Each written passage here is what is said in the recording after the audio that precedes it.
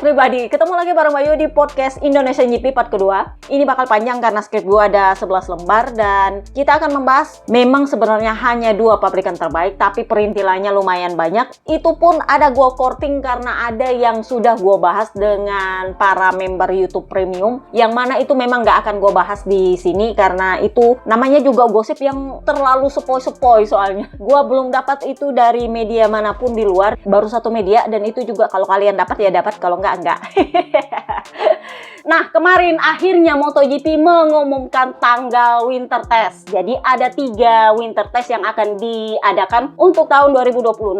Yang pertama di Valencia test tanggal 18 November, itu tepat setelah musim 2025 diakhiri. Jadi tanggal 18 November 2025. Di situ kita akan secara resmi melihat Toprak dan Moreira kalau udah pengumuman untuk mengendarai motor MotoGP mereka. Sepang Shakedown diadakan tanggal 29 sampai 31 Januari. Nah, ini kalau lu ngefansnya sama Test Rider, Dani Pedrosa, Savadori, Michel Pirro, atau sama para rider konsesi atau rookie, nah lu udah bisa lihat mereka duluan di Sepang Shakedown. Sementara Sepang Testnya, di mana Test Rider biasanya nggak ikut, dan semua rider di MotoGP yang konsesi maupun non-konsesi semuanya ikut, itu diadakan tanggal 2 sampai 5 Februari. Dan setelah itu lanjut launching MotoGP besoknya tanggal 6 sampai 7 Februari. Semuanya di Kuala Lumpur. Jadi kalau kalian mumpung nih masih jauh banget dan lu masih bisa pesan-pesan tiket, biasanya sih gue libur ulang tahunan juga di situ. Karena Februari itu libur ulang tahun gue. Dan mau tepat atau nggak tepat tanggalnya, biasanya gue kabur ke Sepang Test. Itu adalah hadiah gue buat ulang tahun gue sendiri biasanya. Jadi yang mau ambil cuti atau mau ambil tiket apa gimana, biasanya cuti 3 hari untuk Sepang Test, mungkin kalian mau ambil full 1 minggu 5 hari gitu. Jadi tanggal 2 sampai tanggal 7 ya kan di Kuala Lumpur, bisa kalian rasakanlah kemeriahan launching MotoGP. Katanya di Buriram kemarin lumayan rame, dan gue pikir nanti di Kuala Lumpur lebih rame lagi. Nah, tes Buriram itu tetap diadakan karena Thai GP itu masih ada di kalender tahun depan. Jadi Buriram Test itu diadakan tanggal 21 sampai 22 Februari 2026, 1 minggu lebih dari gelaran Thai GP. Oke? So, KTM kemarin mereka melakukan uji dyno untuk mesin 850cc. Jadi ini menjawab keraguan dari para halayak MotoGP dan para investor yang rencananya ditawarkan ke mereka, KTM Racing, bahwa KTM itu memang berniat bertahan di MotoGP untuk tahun 2027. Jadi karena mereka sedang mempersiapkan mesin itu, ya paling enggak jeroannya dulu lah ya, yang versi dyno-nya dulu, dan itu berhasil. Jadi mereka mengumumkannya. So, kita bahaslah KTM. Pedro Acosta P2 naik 3 posisi, ini yang luar biasa fightingnya, Kak. Mungkin dia berusaha untuk mengejar Aldegar tapi udah kejauhan, ya udahlah dia ribut aja di belakang, dan ternyata membuahkan hasil. Dia berhasil finish P2 naik 3 posisi. Setelah di sprint race itu dia ngeluhin chatter, mau ada gripnya mau nggak ada gripnya tetap yang pasti panas. Jadi Pedro Acosta dia mengucapkan selamat untuk Fermin Aldegar. Ini bisa dibilang adalah musuh buyutnya sejak zaman Moto2, dan dia ini semacam dibanding-bandingkan dengan Fermin Aldegar. Kan kemarin gue bilang dia ini adalah calon ikan hiu baru. Kenapa? Karena statusnya ketika masuk di MotoGP itu memang beda dengan Fermin Aldegar. Fermin Aldegar itu sebenarnya malah dia dapat privilege untuk berada di Pramac kemarin, kalau memang Pramac nggak bubar kan. Tetapi pada akhirnya dia dititip di Grace ini, tetapi statusnya tetap dia naik motor terbaik di grid, yaitu Ducati, dapatnya Desmo GP24 pula ya kan. Sementara Acosta ketika masih jadi rookie ya dia masuk dari satelit dengan motor bekas, sehingga ya memang kalau mau dibandingkan Ducati banding KTM ya memang agak berbeda. Ibarat kata kalau lu mau bandingkan apple to apple ya kasih dia bertarung dengan pabrikan terkuat baru bisa dibilang itu apple to apple. Nah kalau enggak ya KTM sama Ducati ya emang beda jauh. Jadi ya ketika Fermin mencatatkan rekor sebagai rider termuda kedua setelah Marc Marquez yang memenangkan balapan, dia mengucapkan selamat. Jadi dia bilang saya senang untuk Fermin dan senang untuk seluruh Murcia. Fermin membuat keputusan yang cerdas dengan bergabung bersama Ducati ketika dia memiliki kesempatan dan dia memainkan kartunya dengan sangat baik. Jadi selama balapan saya melakukan persis seperti yang kami rencanakan. Memulai balapan dengan baik dan tetap berada di antara para pemimpin di paruh pertama balapan. Biasanya kami bisa sedikit lebih cepat daripada yang lain di fase itu, tetapi di sini tidak bisa karena ban depan yang sama dengan mereka bukanlah pilihan kami. Saya harus menggunakan ban medium. Mengatur tekanan ban juga tidak mudah. Jika saya berada di belakang pembalap, tekanan ban depan saya terlalu tinggi sehingga saya harus menjauh dari mereka dan tekanannya justru malah terlalu rendah. Sejujurnya saya agak kesal dengan ini karena saya menghabiskan seluruh balapan hanya untuk memeriksa tekanan ban. Lah, jadi Giorno tetap memuji, bagaimanapun toh lu punya balapan yang sempurna karena pada akhirnya lu podium 2. Dia bilang, ya sebenarnya kami tahu di mana kelemahan kami, di mana kami harus meningkatkan diri dan memperbaiki diri, jadi saya berusaha belajar. Saya rasa saya juga sudah menjadi pembalap yang lebih baik daripada di awal musim. Saya lebih matang, tidak lagi membuat kesalahan seperti seorang rookie. Setelah musim panas, saya secara konsisten berada di 5 besar. Jadi kami perlu terus membuat langkah-langkah kecil yang akan memungkinkan kami bersaing memperebutkan podium di setiap akhir pekan balapan. Momen kami sudah dekat untuk menang. Apakah saya puas? Ya, kita harus puas dengan balapan ini. Saya akan mendefinisikannya sebagai sesuatu yang benar-benar matang karena setelah saya crash kemarin, saya merasakan sakit di bahu saya. Dan itu membuat balapan ini tidak mudah. Bagian tersulitnya adalah menjaga tekanan ban tetap terkendali. Nah ini, pada belajar dari Luca Marini kan, udah panas-panas segitu, tetap aja turun tekanan ban sepanjang sprint race. Nah jadinya mereka semua start dengan tekanan yang benar-benar di atas, demi tidak turun tekanan ban, tapi ujungnya bannya bengkak. Jadi dia bilang, bagian tersulitnya adalah menjaga tekanan ban tetap terkendali. Ada satu titik balapan di mana saya sedikit lebih unggul dari pembalap lain di dalam grup saya, karena saya mengendalikan ban belakang dengan baik. Tetapi itu tidak mudah, karena Anda melawan motor yang lebih cepat dari Anda di trek lurus dan menggunakan ban depan soft. Pada akhirnya, saya memberikan yang terbaik dan tim melakukan pekerjaan yang hebat setelah kesalahan saya kemarin gara-gara chatternya. Tetapi ya, kami masih banyak kekurangan agar bisa bersaing untuk menang. Kami tahu kami harus selalu menggunakan kompon yang lebih keras di bagian depan daripada yang lain. Bahkan hari ini kami satu-satunya yang membuat pilihan berbeda menurut gue ya, selain Quartararo ya. Sesuatu terjadi pada bagian depan motor karena kompon ini tidak membantu kami dan sebagian besar kecelakaan crash itu terjadi karena kompon tersebut tidak mengirimkan informasi yang tepat kepada kami. KTM bekerja keras dan saya bisa konsisten, itu intinya. Saya ulangi, sekarang saya sudah menjadi pembalap yang lebih baik daripada tahun lalu. So, kita pindahlah ke Brad Binder P4, naik 11 posisi. Ini kalau lu mau bilang dia ori, mungkin bisa ori juga, tapi menurut gua dia dapatnya KW1 undian. Karena ori jelas dipegang sama Vermain Aldegar sebagai rider Akamsi. Emang kenapa dia Akamsi? Lu lihat sponsornya kak.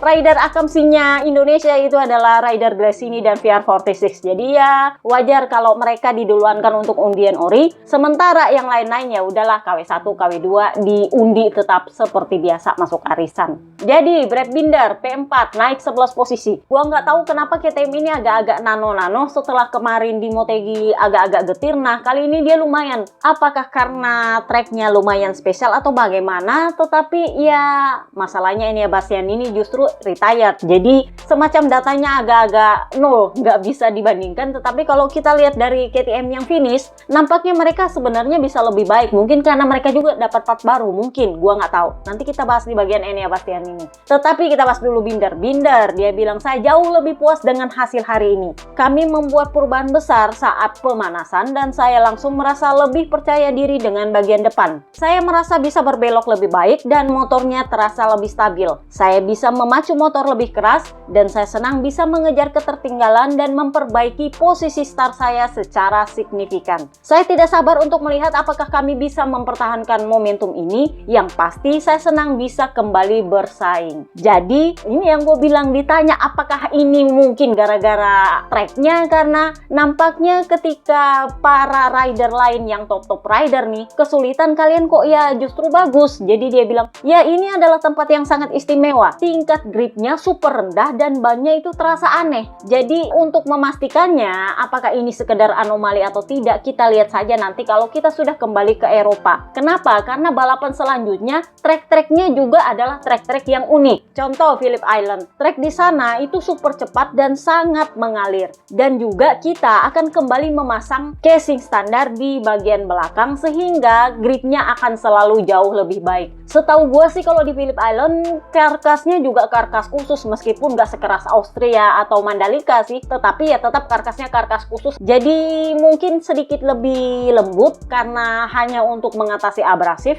dan tidak ada panas menyengat. Jadi ya memang feelingnya mungkin gak bakal melendung ala Mandalika. Karena menurut beberapa rider kalau bannya masih baru itu yang melendung gitu.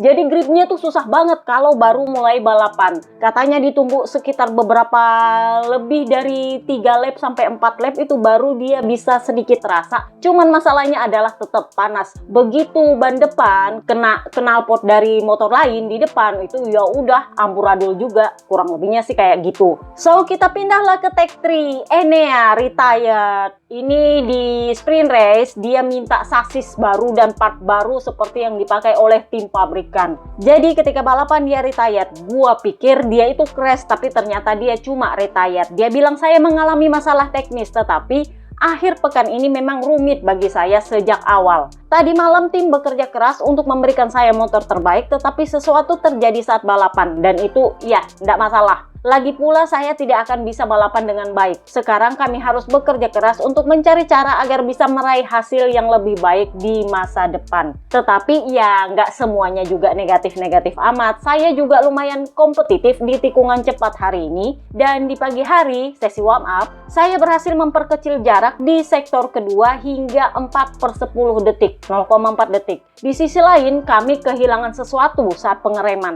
Faktanya, saya disalip oleh beberapa pembalap di fase-fase tersebut. Sementara di sisa sirkuit, saya cukup kuat. Nah, ditanyalah dia, emang lu beneran gak dapat part baru gitu untuk balapan hari Minggu? Karena kan hari Sabtu dia udah ngomong, gue pengen dapat part baru. Nah, hari Minggu ditanya, lu udah pakai belum emang itu part? Jadi dia bilang, sebenarnya kami baru merencanakan uji coba untuk part itu. Karena sebenarnya itu part sudah ada di awal musim, tapi saya belum memutuskan apakah saya mau pakai atau enggak. Karena waktu itu saya masih belum yakin dengan motornya, tetapi sekarang terasa jauh lebih mudah dengan motor dan melakukan penilaian yang diperlukan, sehingga kami baru merencanakan untuk melakukan uji coba itu. Tetapi sebenarnya kalau kami mau, sasis itu sudah ada, sudah bisa dipakai. Satu-satunya komponen yang digunakan Pedro dan berbeda dengan saya adalah swing arm. Jadi sasis itu sebenarnya sudah ada, tapi dia belum pernah pakai karena dia belum pernah tes. Sementara swing arm itu ya masih dipakai sama Pedro Acosta dan itu yang dia minta kemarin di sprint race. Tapi ya masalahnya lu aja belum pakai sasisnya, gimana lu mau minta swing armnya lagi? Kurang lebih kayak gitulah pikirannya KTM, karena kan KTM ini juga lagi pedit-peditnya. Ngasih part itu juga mahal kak, bener nggak? Jadi ditanyalah, karena lu udah DNF di sini, apa rencana lu untuk Phillip Island? Jadi dia bilangnya, Phillip Island itu anginnya pasti sangat kencang, dan saya sebenarnya tidak terlalu bersahabat dengan Phillip Island, tapi ya mau nggak mau juga saya harus berusaha untuk bersahabat dengan sirkuit itu. Dia sambil ketawa. Ya memang, karena kan di sana itu berangin, belum beranginnya, belum kangurunya, belum burung camarnya, segala sesuatunya lah. Mungkin ada pinguinnya juga.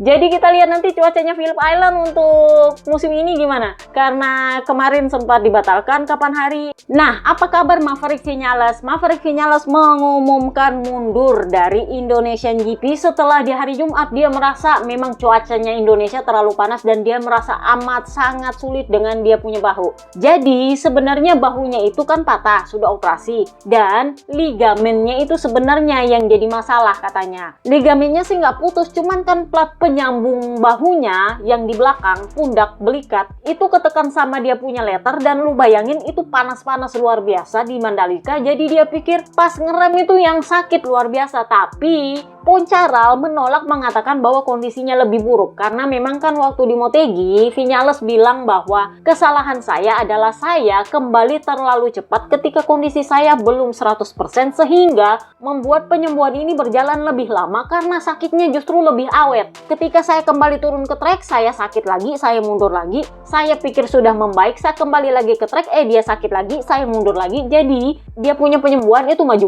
mundur, katanya Viñales. Tetapi Papi Poncharal membantah. Jadi dia bilang, Jepang dan Indonesia adalah dua akhir pekan yang tak terlupakan bagi kami. Kami pergi ke Jepang dengan perasaan yang cukup positif karena Pedro pernah meraih pole position di sana bersama tim kami tahun 2024. Kemudian dia mengalami kecelakaan ketika memimpin sprint, dan saat balapan dia berada di posisi kedua di belakang Bagnaia ketika dia terjatuh lagi. Tetapi setidaknya kami tahu di Motegi KTM akan kompetitif. Faktanya di Motegi kami langsung melihat bahwa Maverick Viñales masih menderita efek samping akibat cederanya. Coach kami, Mika Kallio, Mika Kallio udah jadi coachnya KTM ternyata. Coach kami, Mika Kallio, mengamati dan memberitahu saya bahwa Maverick tidak bisa berkendara seperti biasanya dan bagaimana seharusnya mengendarai RC16. Lebih lanjut, di Jepang, Maverick juga mengalami nyeri yang hebat di bahu kanannya akibat pengereman mendadak. Nah, sedangkan di sini, rasa frustasinya itu perlahan tumbuh. Dia kehilangan percaya diri sehingga di Indonesia dia mengatakan dia mengalami kemunduran, alih-alih membuat kemajuan. Dan karena alasan ini, pada hari Sabtu kami memutuskan bersama bahwa dia tidak akan melanjutkan balapan. Dia juga akan absen di Phillip Island dan di Sepang. Ini sebenarnya menurut gue agak-agak gini, kondisi mentalnya Pecco itu memang hancur-hancurnya, tapi dia nggak sampai mikir bahwa dia nggak mau balapan. Sementara Maverick Viñales justru Poncharal bilang tidak ada kepercayaan diri.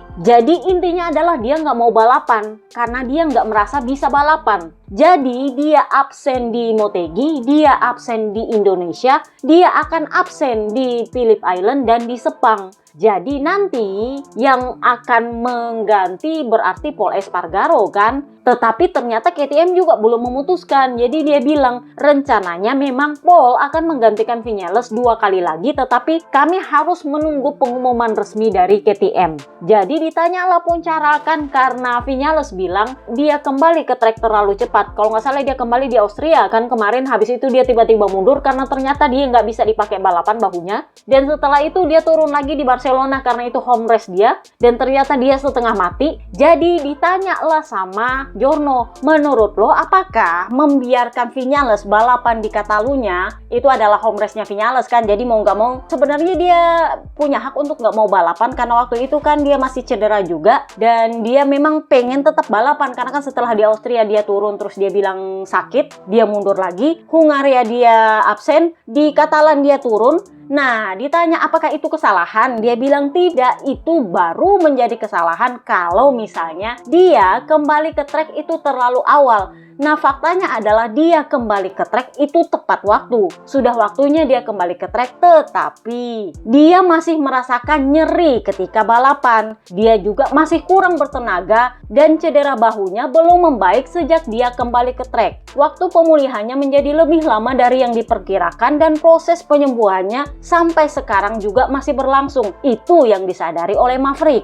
Orang normal akan absen selama 6 bulan karena cedera seperti ini. Tetapi bagi para pembalap aturannya berbeda. Terkadang mereka merasa seperti Superman, tetapi penyembuhan ligamen memang membutuhkan waktu, ditambah lagi dengan patah tulang kecil. Cederanya itu cukup parah. Kami tidak menyesalkan Maverick berkeras balapan lagi di Barcelona. Sebenarnya saat itu Pol sudah siap untuk balapan. Tetapi Maverick yakin bahwa kondisi bahunya memungkinkan dia untuk berpartisipasi balapan di Catalan. Dan setelah uji coba dengan motor jalanan, dia memutuskan untuk kembali ke Montmeló, Barcelona. Maverick kemudian menyadari bahwa pemulihannya memakan waktu lebih lama dari yang diperkirakan dan performanya belakangan ini tidak meningkatkan moralnya, tidak meningkatkan mentalnya atau kepercayaan dirinya. Sebelum kecelakaan di Jerman, Sachsenring, Maverick seringkali menjadi pembalap KTM terbaik. Dia tidak ingin kehilangan perasaan positif ini. Para dokter dan fisioterapis pribadinya sepakat bahwa istirahat dari balapan adalah keputusan terbaik. Itulah yang membuat dia absen dan pada akhirnya di Indonesia diputuskan ya udah sekalian aja 2 balapan, nanti di Valencia dilihat lagi lo bisa atau enggak. Ya, kita lihat nanti apakah di Valencia dia akan turun. Nah, sementara untuk Enea Bastianini, Hervé Poncharal juga ngomong. Terutama karena dia kehilangan Giribola. Dan masalahnya ketika resmi Giribola diumumkan hengkang dari dia punya posisi kepala kru, pas setelah dia podium di Catalan diumumkanlah Giribola resign. Jadi Hervé Poncharal rupanya setuju bahwa ada faktor perpisahan dengan Giribola yang mempengaruhi karirnya Enea Bastianini. Sehingga pas dia punya kesuksesan di Barcelona, dia justru sudah flop, turun. Jadi Hervé Poncharal bilang ya memang sangat disayangkan dengan nasibnya yang seperti ini karena Enea sangat cepat di Brno. Dia finish ketiga di sprint race dan bersaing untuk podium pada hari Minggu hingga kecelakaannya, hingga dia crash. Setelah itu dia juga sangat cepat di Hungaria di posisi keempat, tetapi ditabrak oleh Quartararo. Di Catalan dia finish kelima di sprint race dan membuat semua orang senang dengan posisi ketiga di hari Minggu. Dia merasa sangat percaya diri, tetapi faktanya kan Giribola pada akhirnya hengkang setelah dia meraih podium 3. Jadinya di Misano ya orang juga ributin dia kan, dan dia memang nampaknya kecewa. Waktu itu gue bilang, Giorno itu di komentarnya meskipun ya nggak diperlihatkan secara jelas, Giorno ketika live itu bilang dia berusaha menyembunyikan muka kecewanya ketika ditanya soal Giribola. Dia cuma bilang ya saya tahu dia memang mau pergi, ini bukan pertama kali dia meninggalkan tim. Jadi Enea waktu itu berusaha untuk menyembunyikan betapa dia kecewa dengan semua yang terjadi, tetapi semua orang tahu bahwa dia kecewa. Ingat, dia bergabung dengan KTM itu semata-mata gara-gara Giribola, dan begitu dia bergabung ternyata Giribola minta hengkang, dan itu ternyata benar. Jadi Hervé Poncharal itu bilang bahwa memang Giribola itu minta hengkang dari Enea itu memang dari awal musiman, karena kan memang Enea bilang di Misano dia udah ngomong sama saya dari awal musim. Jadi Enea pada akhirnya bilang, kamu tetap sama saya sampai kontrak kita selesai tahun 2026, atau kalau lu mau hengkangnya sekarang aja, nggak usah tunggu akhir musim 2025 dah. Itu saking Enea nggak sukanya dengar keluhannya Giribola. Tetapi waktu itu dia pikir Giribola memilih bertahan dengan dia. Dia nggak tahu bahwa ternyata Giribola punya gerakan lain di belakang. Dia sama sekali nggak tahu. Nah, begitu dia cedera di Brno, dia podium sprint race, nggak ada Giribola. Austria ada lagi Giribola, begitu di Catalan hilang lagi dia, dan kali ini dengan surat resign. Jadinya Enea itu yang emang beneran kecewa. Dia nggak sangka bahwa memang Giribola akan pergi meninggalkan dia sekarang juga. Jadi Poncharal bilang Enea dan Alberto saling memahami dengan sempurna dan mereka adalah tim yang terkoordinasi dengan baik. Itulah kenapa saya mengerti Enea sangat kecewa dengan perpisahan ini. Ini adalah situasi yang menyakitkan bagi Enea. Itu makanya Enea tuh sakit hati banget. Dia sengaja ngancam Giribola, lu bertahan sama kontrak lu, temenin gua sampai tahun 2026, atau kalau lu emang segitu nggak tahannya, lu hengkang sekarang. Dan ternyata itu yang dilakukan Giribola. Nggak pakai pamit pula ketika di Catalan ya kan. Jadinya memang dia kecewa sekali. Karena setelahnya itu kan home race Misano. Jadi dia nggak ngomong pamit sama Enea. Di saat yang sama, Yamaha pengumuman bahwa Giribola akan menjadi kepala krunya Toprak tahun depan. Mana nggak kecewa coba dia. Jadi Poncharal bilang, saya paham kecewanya dia. Dia sangat kecewa dan itu sangat menyakitkan. Dalam 3 balapan terakhir, kita bisa melihat bahwa ikatan yang sempurna seperti yang dibentuk oleh Enea dan Alberto tidak bisa dibentuk kembali dalam beberapa hari. Artinya dengan kepala kru barunya. Yang lebih parah lagi, perpisahan ini terjadi hanya dalam semalam tanpa ada rencana atau pamitan. Ini berarti udah benar. Emang nggak pakai pamit. Enea taunya dari KTM. Saking nggak pamitnya Giribola, makanya dia sakit hati. Maksudnya, lu udah sama gua udah berapa tahun, gua pindah ke sini cuman gara-gara lu, terus lu pamit sama gua aja kagak. Kurang lebihnya kayak gitulah perasaannya Enea. Jadi Papi Poncharal bilang, sekarang kami hanya bisa melakukan yang terbaik. bisa dimengerti bahwa pengaturan kami di pedok Enea sudah tidak sefleksibel dulu. Bukan kebetulan bahwa banyak pembalap papan atas ingin bekerja dengan kepala kru yang sama selama bertahun-tahun. Enea dan Giribola adalah tim yang sudah mapan. Mereka saling percaya tanpa syarat. Itulah kenapa saya mengerti kenapa Enea sangat kecewa ketika perpisahan yang tak terduga ini terjadi. Intinya adalah Enea merasa dikhianati oleh Giribola. Jadi kepala kru barunya itu adalah Safi Palacin. Ternyata Palacin, gitu-gitulah ya. Gua nggak pinter baca bahasa sono. Jadi Safi, kita sebut aja Safi ya. Safi ini bekerja di KTM udah lama dari Moto3, itulah kenapa sebenarnya Enea udah kenal dia lumayan lama. Cuman kalau soal dia di kepala kru kan dia belum pernah jadi kepala kru. Jadi ibarat kata ini udah promosi mendadak lah ya. Tiba-tiba bos lu hilang terus lu yang jadi bos. Kurang lebihnya kayak gitu. Jadi Enea juga waktu di Misano bilang ya, saya mengerti bahwa kepala kru saya yang baru ini perlu banyak adaptasi karena dia nggak pernah jadi kepala kru. Tiba-tiba jadi kepala kru saya sendiri juga ya perlu bonding lagi dengan dia, dan itu yang dimengerti oleh Poncara. Nggak segampang itu soalnya. Jadi Poncara bilang Safi itu adalah orang yang sangat-sangat handal dan kompeten. Tetapi ketika Anda mengemban tugas dan peran yang begitu penting dari hari ke hari, kemudian Anda tiba-tiba bertanggung jawab atas motor Enea Bastianini sehari setelah podium di Catalunya, Anda akan berada di bawah tekanan yang sangat besar. Kami memahami keputusan Enea dan melakukan segala yang kami bisa untuk membantunya kembali ke performa terbaiknya sesegera mungkin. Tetapi jelas bahwa Safi memang perlu juga secara bertahap memahami cara kerja dan cara berkendara Enea. Ketika perubahan seperti ini terjadi di tengah musim, Anda harus siap menghadapi kemunduran. Jadi Poncara alih-alih menekan Enea, dia ngerti bahwa Enea itu kesulitan sama Safi, Safi juga kesulitan sama Enea, dan di saat yang sama mereka juga masih kenal-kenalan lagi nih dari awal, terutama karena Safi itu nggak punya pengalaman sebagai kepala kru. Ini beda dengan misalnya Marc Marquez ketika sama Frankie Carcetti. Itu kan memang dia nggak pernah sama-sama selama ini, tetapi Frankie Carcetti kan pernah jadi kepala krunya Joan Mir.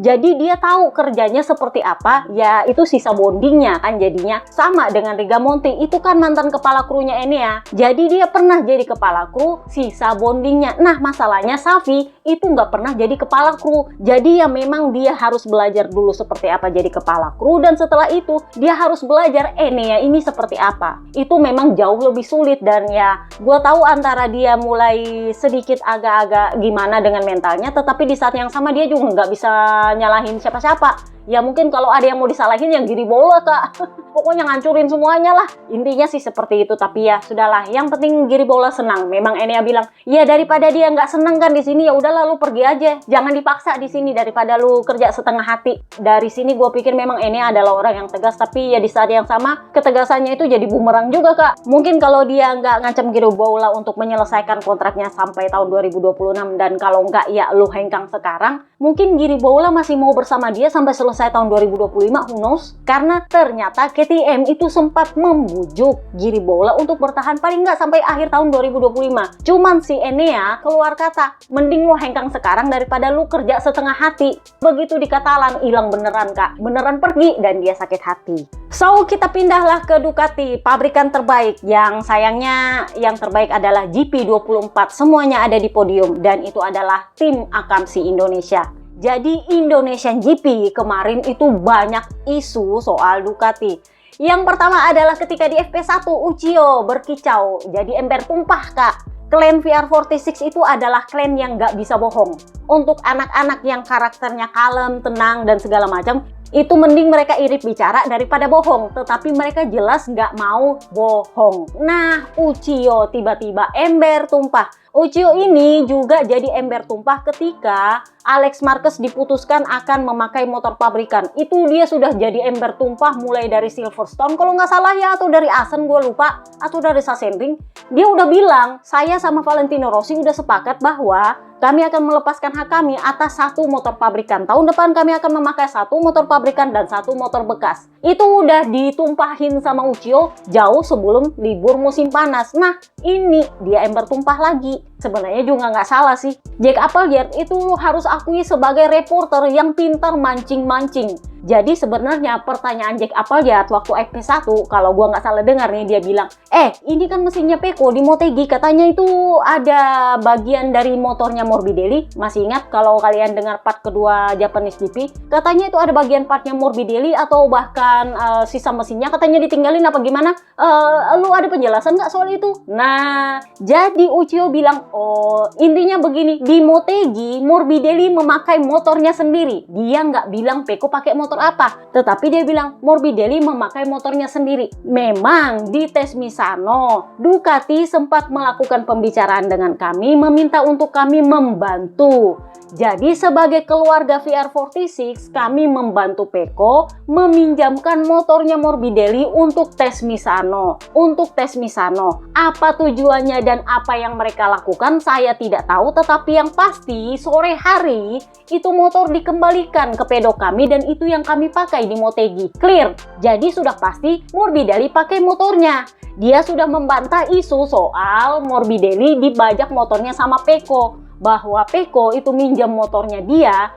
MotoGP punya media itu sampai ngulik-ngulik footage di Misano, lo tau nggak? Diambil itu footage ketika Grasili ngomong sama si Pablo Nieto di belakang motorhome, dan ternyata itu mau minjam motornya Morbidelli, katanya tolong dibantu sebagai keluarga. Nah, sekalianlah kita bahas VR46 ini ya kan.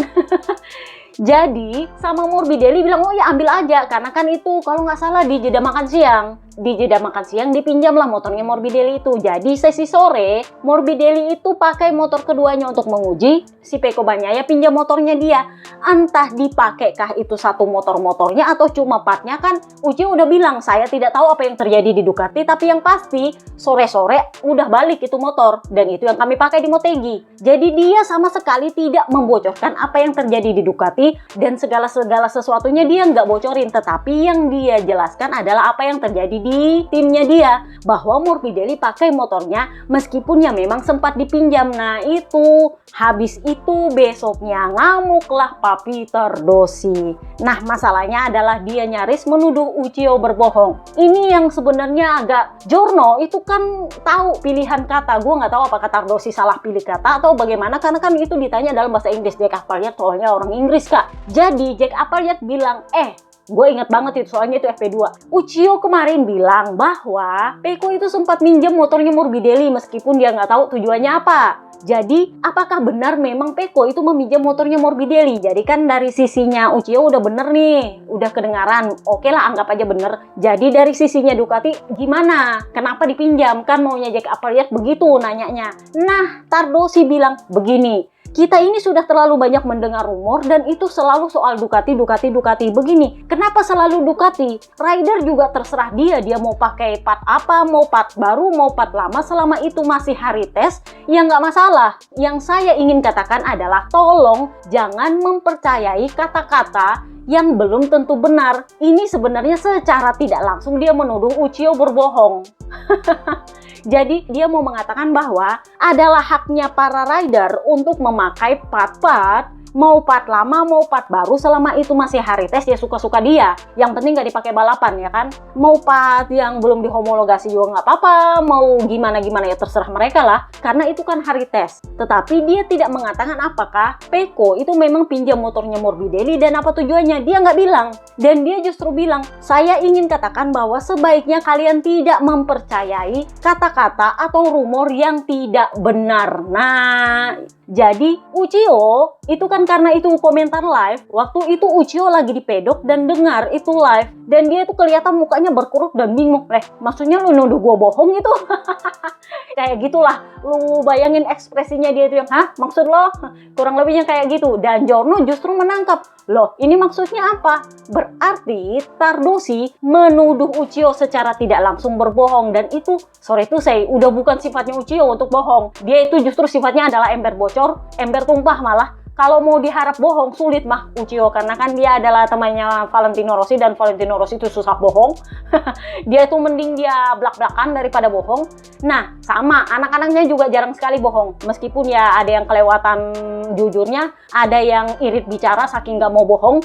Ada yang kayak gitu, tapi mereka nggak mau bohong. Jadi itu justru membuat segala sesuatunya semakin parah. Jadi setelah sprint race ditanyalah Franco Morbidelli. Karena kan kita membahas VR46 ini Kak. Ditanya Franco Morbidelli, gini, Uchiho bilang tadi pagi, lu motornya sempat dipinjam sama Peko ketika tes Misano. Menurut lo itu sebenarnya untuk apa? Sama lah, wartawan pasti nanya tujuannya apa. Dan menurut lo apakah ada part-part lama yang dipakai oleh Peko? Nah, Morbidelli bilang begini, kami ini satu keluarga VR46. Jadi wajar kalau kami saling membantu ketika ada yang membutuhkan bantuan. Dan menurut saya meminjamkan motor itu bukan hal besar. Kenapa? Karena ini adalah motor saya dari tahun lalu. Saya tahu ini motor. Udah 2 tahun loh saya pakai. Jadi kalau dia pakai untuk setengah hari, sesi sore, ya nggak masalah. Saya tuh punya motor tes, motor kedua maksudnya. Dan waktu itu tidak banyak part yang saya uji karena kami adalah motor bekas yang nggak dapat update terlalu banyak. Sehingga bagi saya itu bukan masalah besar dan tidak perlu dibesar-besarkan. Nah, dipancinglah sama Jono. Kira-kira lu tahu apa tujuannya gitu dipinjam motor lu? Nah, Morbidelli bilang gini, kalau kalian tanya sama Peko dan ternyata dia nggak bisa jawab karena nggak boleh ngomong, ya apalagi saya. Intinya, kalau dia memang perlu itu motor untuk membandingkan data atau bagaimana memperbaiki performanya atau mencari apa begitu, ya terserah dia lah. Semoga itu membantu intinya. Karena tujuan kami adalah memang saling membantu. Sisanya ya sudah, bukan urusan kami. Titik. Dia nggak perlu bohong dan dia nggak mau bohong. Karena itu bukan sifatnya Franco Morbidelli. Jadi, kita pindahlah ke Franco Morbidelli yang finish P8. Oh ya, kali ini VR46 itu pakai livery khusus untuk home race keduanya mereka dalam tanda kutip, karena home race pertama mereka adalah Mugello Misano, sementara home race kedua mereka adalah Indonesia. Jadi di Jakarta kemarin diluncurkan livery khusus. Sebenarnya gosip berhembus supo-supo yang gue dengar, sebenarnya Bebe Vale harusnya nongol di Mandalika paling nggak hari Minggu. Tetapi sayangnya ya media Spanyol sedikit meributkan dengan interviewnya dia soal rival terhebat. Jadinya Bebe Vale nggak nongol sama sekali di Mandalika. Yang nongol adalah Sean Gelael. Dia punya teammate di BMW. Itu kan orang Indonesia yang langgo tinggi. Gue tuh penasaran dia sama Luca Marini tinggian siapa ya? Itu tingginya luar biasa, lebih tinggi dari Bebe Vale malah ya. Gue penasaran dia sama Luca itu siapa tinggi, karena dia tinggi besar gitu. Jadi dia nongol di pedoknya VR46. Harusnya mestinya sih ada Bebe Vale yang nemenin karena kan mereka lebih akrab sama-sama. Tapi karena Bebe Vale nggak bisa nongol ya dia nongol sendiri. Tapi ya lumayan lah ya. Lumayan rame kemarin di sana. Ada Michael Dunlop juga katanya. Banyak loh ya pembalap-pembalap yang nggak jadi perhatian tapi nongol di Mandalika. Katanya kemarin. Jadi Morbidelli finish P8 naik 5 posisi. Ini dia juga sempat diomelin sama Digia gara-gara di sprint race dia battle sama Digia. Dan seperti biasa, Morbidelli selalu punya manuver kalau menyalip, dan untungnya kali ini dia selalu main bersih Kak. Meskipun ya banyak juga yang gak senang dengan manuver dia, meskipun itu ya tergolong bersih sih, nggak ada kontak. Tapi ya tetap juga banyak yang nggak suka. Karena lebih banyak yang kaget karena dia nongol dan itu memakai jarak yang sangat dekat sehingga otomatis mereka angkat motor. Nah itu juga yang dirasakan oleh Jack Miller di balapan panjang, juga dirasakan oleh Digia di sprint race. Jadi di sprint race itu dia itu yang ngomel panjang pendek di The Preppers. Dia bilang, ini untuk kesekian kalinya balapan saya dirusak sama teammate saya sendiri. Jadi waktu itu sempat ditanya sama Jono, emang lu nggak bisa ngomong gitu berdua, kenapa dibahas di Jono gitu? Nah, Digia bilang, aturannya sih kami bisa omongin bersama karena kan tim pasti meminta. Cuman kalau saya pikir-pikir ya udahlah ya, kami belum ngomong sama sekali, ini langsung debrief, nanti kami ngomong lagi. Nah, masalahnya ketegangan dia dengan Morbidelli itu seiring dengan ketegangan antara Tardosi dengan Uchiho. Jadi seolah-olah kayak gini, klan VR46 itu melawan Ducati, Tardosi melawan Uchiho dan Pecco Bagnaia, di saat yang sama, Di Giannantonio melawan Morbidelli. Kenapa? Karena Di Gia meskipun ada di tim VR46, dia ada di bawah kontraknya, Ducati yang gaji dia. Nah sementara Franco Morbidelli ya digaji sama VR46. Jadi ya akhirnya ini dua juga sama tegangnya, karena Ducati dengan VR46 juga lagi tegang. Kurang lebihnya kayak gitu. Jadi Morbidelli waktu itu ditanya dan dia bilang, saya sih kayaknya battle yang biasa, menurut saya yang seperti itu yang namanya juga balapan ya, begitulah battle. Kita punya manuver dan selama itu dilakukan dengan clean ya menurut saya tidak masalah. Ya you know lah ya Morbidelli. Kali ini dia sudah bilang selama saya clean gak ada kontak, ya itu gak perlu dipermasalahkan. Kecuali kalau saya kontak, nah iya saya udah punya kartu orange dari RD Cravar soalnya kak. Jadi saya berusaha melakukannya se-clean mungkin. Dan kalau tidak ada kontak ya lu jangan komplain. Kurang lebihnya kayak gitulah bahasanya Morbidelli. Jadi ternyata di sprint race itu dia juga lagi menguji sesuatu yang gua nggak tahu apa. Jadi dia bilang, kami kesulitan dengan ban dan grip ban belakang sejak kemarin hari Jumat. Kami belum menemukan setup yang tepat. Kami juga mencoba berbagai hal untuk balapan sprint ini, tetapi hasilnya tidak sesuai harapan. Kami akan mencoba hal yang lain untuk besok, lalu kita lihat saja nanti. Kami masih perlu bekerja keras dan memahami untuk menemukan solusi lain di balapan hari Minggu. Itu kata dia di sprint race. Pasca dituding sama Di Giannantonio perkara soal battle-nya. Nah, sementara ketika balapan, dia finish P8, naik 5 posisi, dan lagi-lagi lebih baik dari Di Giannantonio. Kali ini Di Gia nggak komplain sama dia, Miller yang komplain sama dia. Karena dia melakukan manuver yang sama dengan Miller, dan itu bikin Miller kececer, jadinya ujungnya crash, padahal nggak ada kontak. Tetapi di saat yang sama, Di Gia mau nggak mau mendapatkan manfaat dari manuver itu karena dia berhasil, Franco Morbidelli, itu berhasil membuka dalam tanda kutip jalan untuk Di Gia juga lolos menyalip Miller. Jadi Miller karena kaget si Morbidelli nongol dengan jarak yang dekat, dia mau nggak mau angkat dia punya motor lari keluar trek yang agak kotor dan ujungnya ya dia crash. Jadi ya Miller merasa, ya gua nggak suka sih manuvernya tapi ya itu clean juga. Lu mungkin nggak suka tapi ya masalahnya itu dilakukan dengan clean. Dan Morbidelli seperti biasa dia bilang, ya kalau battle kayak gitu selama gua nggak nyentuh siapa-siapa ya berarti clean dong gua. Ya bener juga, masuk di akal.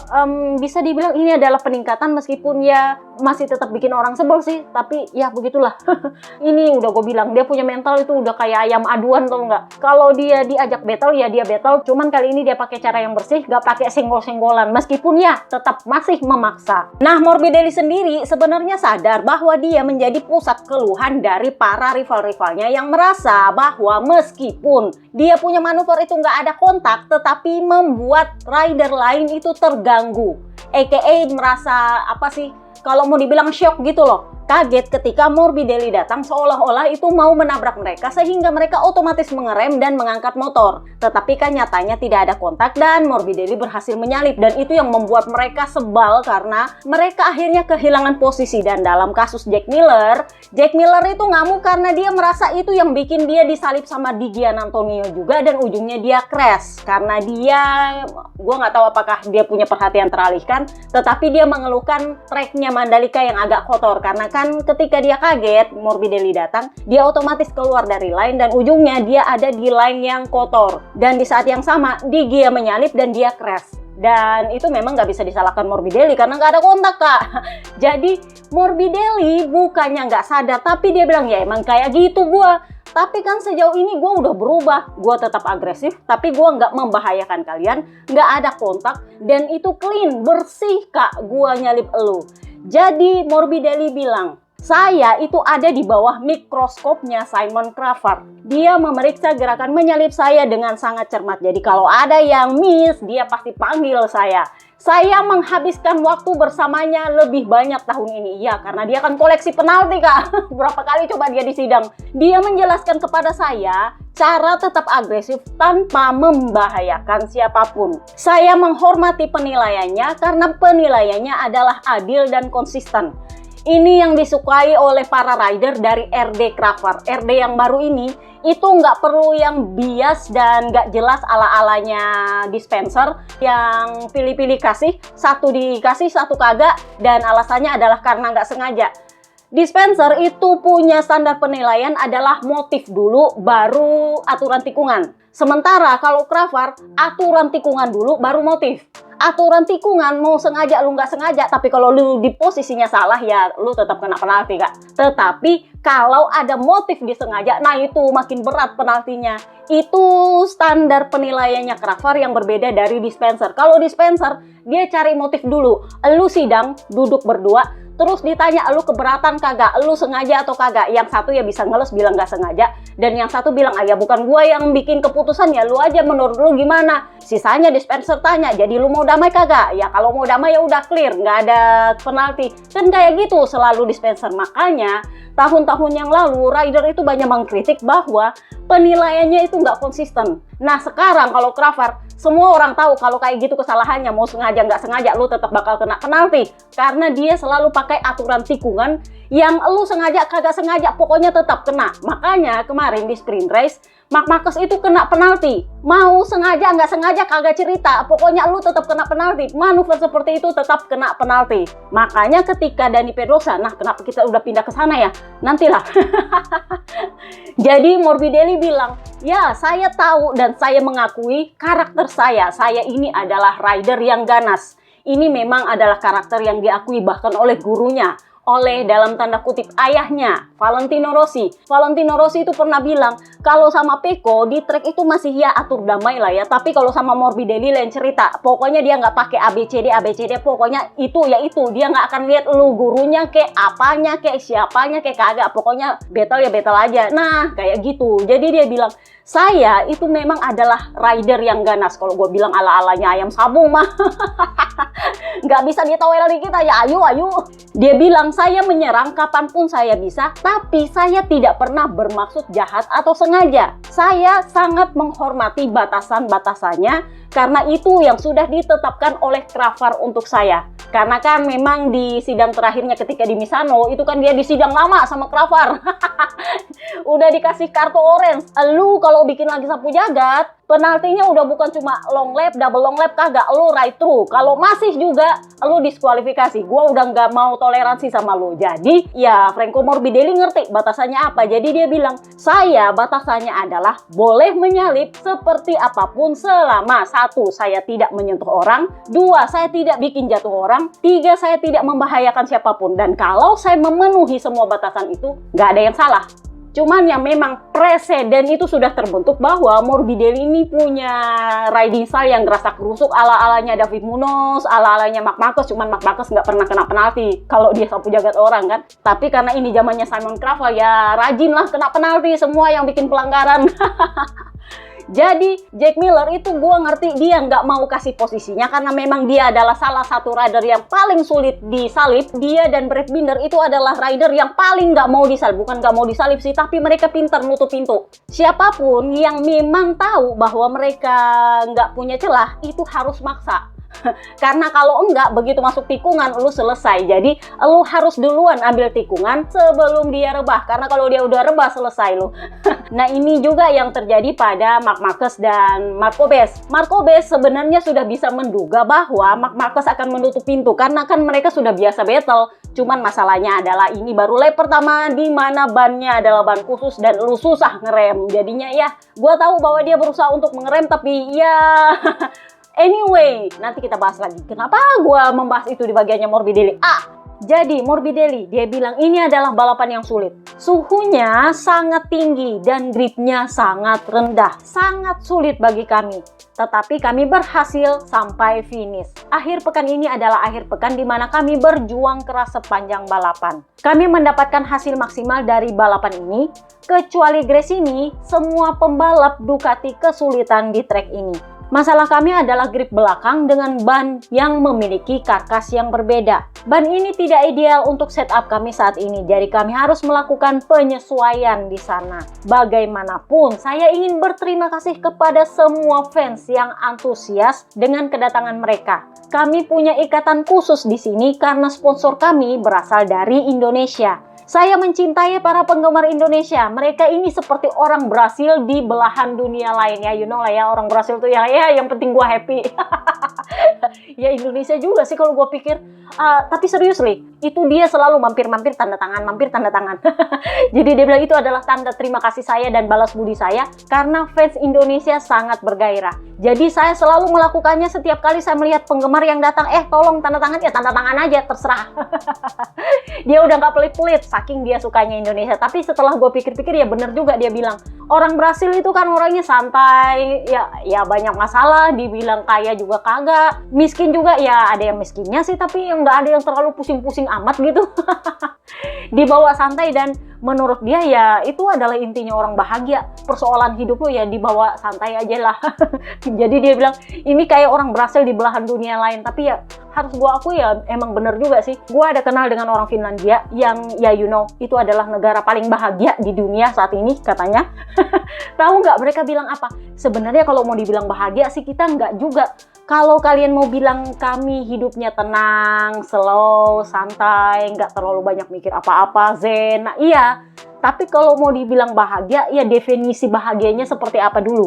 Karena kalau kami ada masalah, kami itu lebih cenderung panik.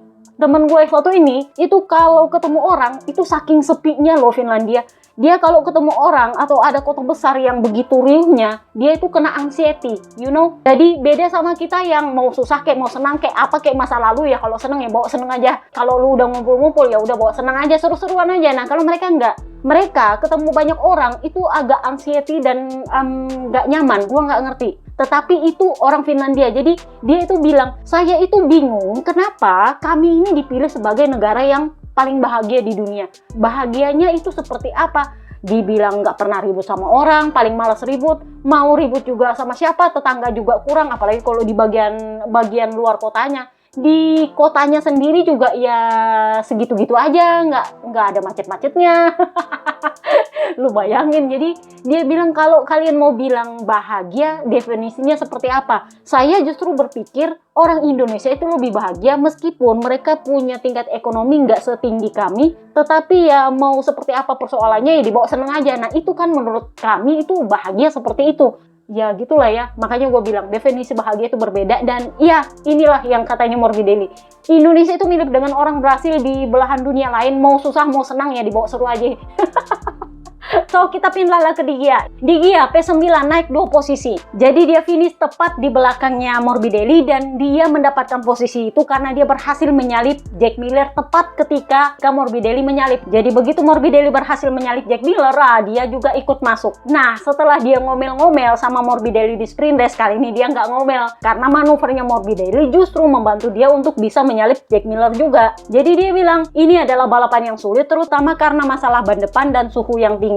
Motor kami bagus, dia kan pakai Desmo GP25-1, satu-satunya yang finish kemarin. Motor kami ini bagus tetapi baru bersinar ketika saya bisa mengatur kecepatan saat saya berada di depan tanpa ada orang lain. Kalau saya ada di belakang atau saya start dari belakang, itu akan semakin memperparah setiap masalah yang kami hadapi tahun ini. Sangat sulit untuk merasakan limit ban depan kami, memacu motor menjadi tantangan tersendiri, terutama saat mengikuti Frankie selama beberapa lap di tikungan lambat. Saya menyesal menggunakan 2 motor dengan konfigurasi berbeda. Hal ini sangat memperlambat persiapan kami untuk balapan utama. Saya selalu memulai akhir pekan dengan tujuan memberikan yang terbaik. Jika ini adalah hasil terbaik yang kami bisa berikan akhir pekan ini, kami perlu menganalisanya dan berusaha untuk menjadi lebih baik lagi. Anda tidak pernah berpikir untuk ikut balapan dengan berpikir bahwa Anda cukup finish terakhir, karena seharusnya podium menjadi tatapan Anda.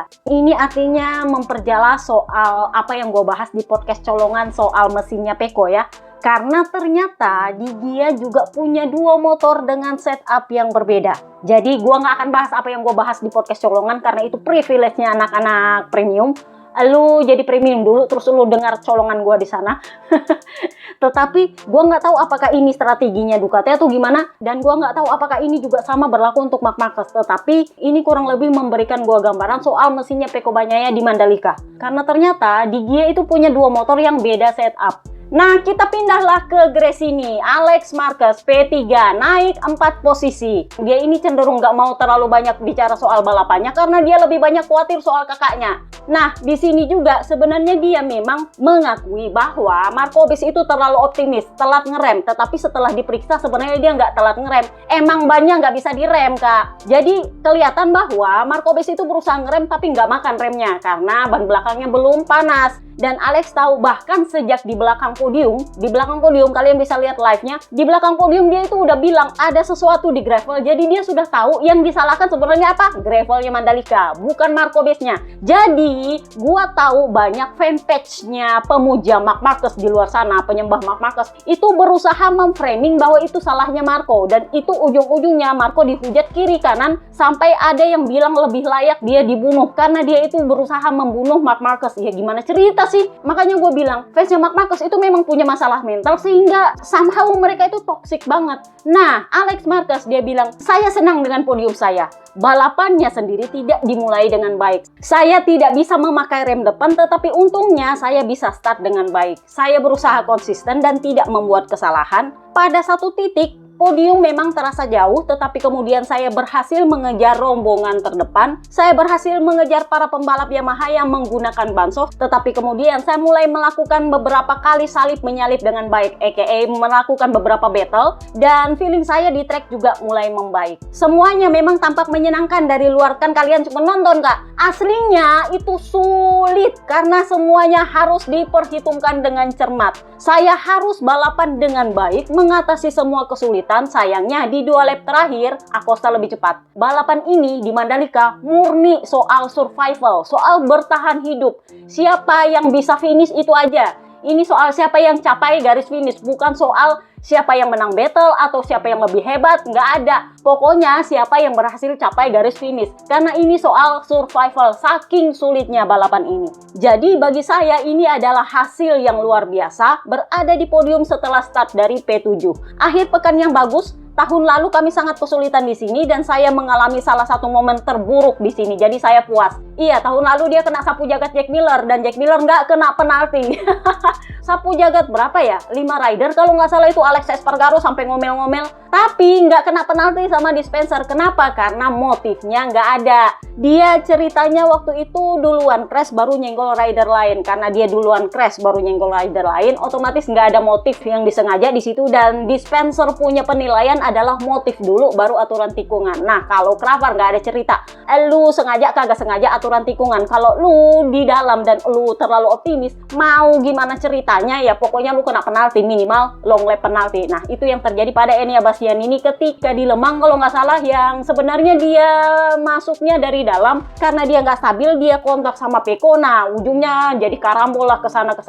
Ujungnya Joan Mir kan patah pergelangan tangan jadinya waktu itu. Jadinya ya kena penalti. Nah, kayak gitu. Cravar mah nggak peduli. Lu ada motif kagak ada motif, aturan tikungan berlaku. Siapa yang salah itu yang kena long lap penalti. Masih untung katanya kena long lap penalti. Aturannya double long lap penalti emang. Kayak Marquez itu otomatis double long lap penalti emang. Makanya itu biasanya Cravar menjelaskan, lu masih dikasihani karena dianggap lu nggak sengaja. Tapi nggak ada motif pun ya tetap lu kena long lap penalti. 1 long lap aja. Karena Pecco nggak menyalahkan dia. Kalau disalahkan bla bla bla bla ya itu jadinya double long lap penalti. Cuman waktu itu Pecco bilang, ya begitulah, itu biasa dalam balapan. Nah, diturunin lah.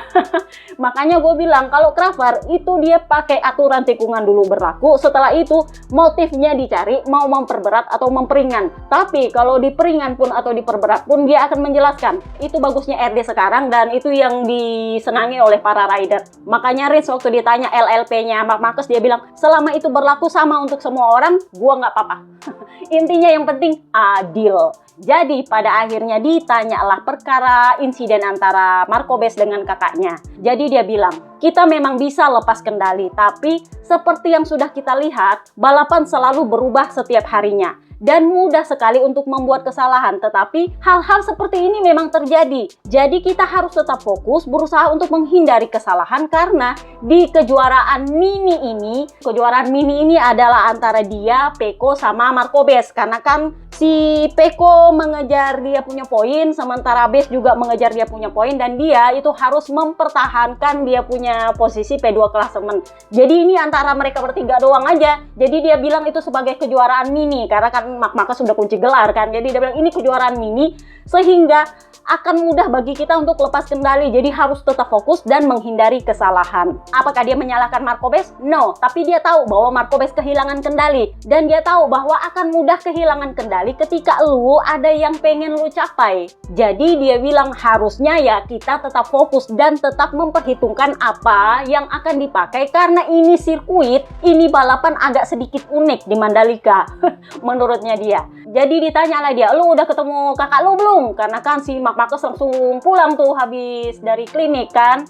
Dia bilang belum, saya baru mau lihat kondisinya dia sekarang. Crashnya cukup jelas. Pada crash dengan kecepatan tinggi, naluri rider adalah meletakkan tangannya di tanah untuk berhenti. Karena waktu itu kan si Mark sliding kan. Ketika Mark berakhir di gravel, nah ini dia bilang jelas-jelas ada undakan di sana. Ini gua nggak tahu apakah ada pembatasnya drainase atau apa di situ. Ada undakan di sana dan kita harus menghindarinya. Kita harus berhati-hati untuk area seperti ini, karena pada akhirnya ini memang hal-hal kecil, dan kami memang balapan setiap akhir pekan itu di sirkuit yang berbeda, sehingga ya sulit untuk mengendalikan semuanya atau meminta sirkuit melakukan perubahan, karena toh baru tahun depannya lagi kami datang ke sana, dan kalau itu nggak diperbaiki ya kita nggak bisa marah, karena sirkuit juga tidak akan melakukan apapun sampai sesuatu terjadi. Saya ketakutan setengah mati karena saya melihat dia terbang. Saya melihat sebuah motor merah, dan Anda lihatlah kondisi gravelnya. Kotor sekali dan ada undakan di situ. Selalu begitu, men. Sampai terjadi sesuatu, Anda tidak melakukan apapun.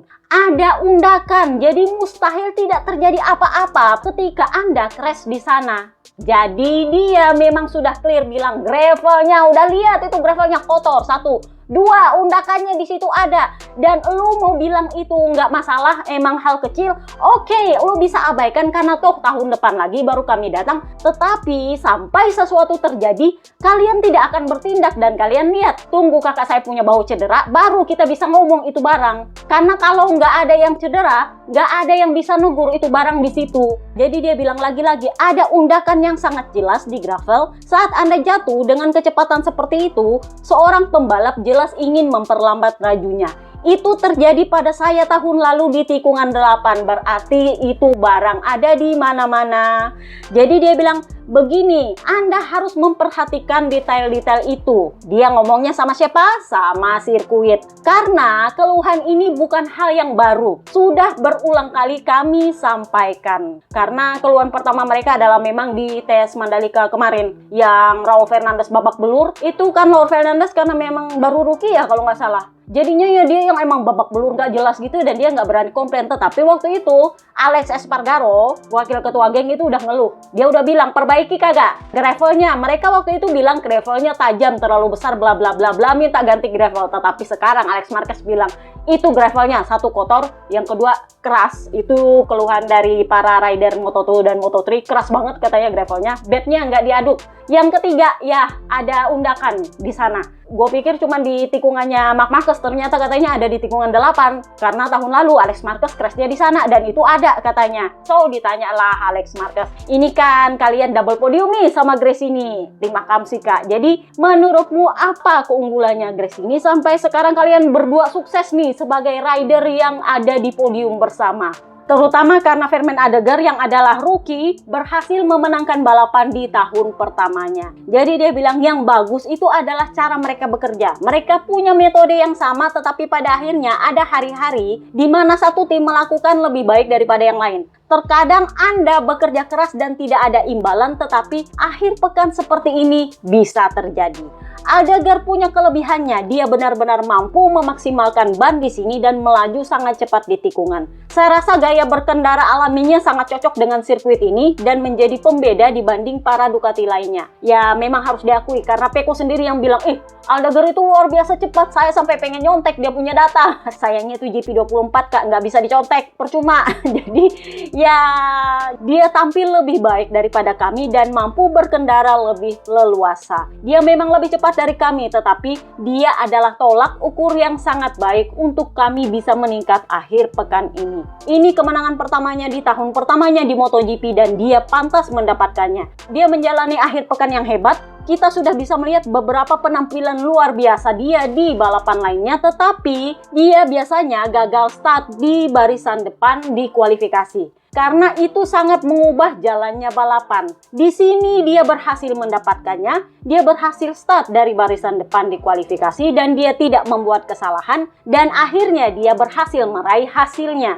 Jadi Alex Marquez ditanya, menurut lo apa kabar dengan kondisi musim ini yang semuanya cedera? Bahkan pada akhirnya kakak lu jadi korban. Meskipun untungnya sudah kunci Jordan. Jadi dia bilang, beberapa tahun ini kita punya lebih banyak balapan. Jadi bukan kebetulan kalau ada lebih banyak cedera. Inilah yang harus kita tinjau kembali. Kita memang menginginkan lebih banyak tontonan, tetapi tontonan yang bagus, bukan tontonan cedera. Maunya Alex Marquez. Tetapi ya, sprint race kan yang setujui kemarin kakaknya. Kakaknya loh yang setujui, tahun berapa sih, 2021 kalau nggak salah. Dia yang setujui. Bahkan ketika dia nggak balapan karena masih cedera, waktu itu dia nongol di Red Bull Ring, dia ditanya sama Carmelo Ezpeleta soal sprint race ini dan dia bilang, oh ya nggak masalah, selama itu bagus untuk show. Nah, jadilah itu sprint race. Nggak pakai berunding dulu sama rider. Ujuk-ujuk jadi Alex Espargaro komplain, kok yang nggak ditanya sama rider? Lu pikir kami ini gladiator? Bertarung mati-matian demi show?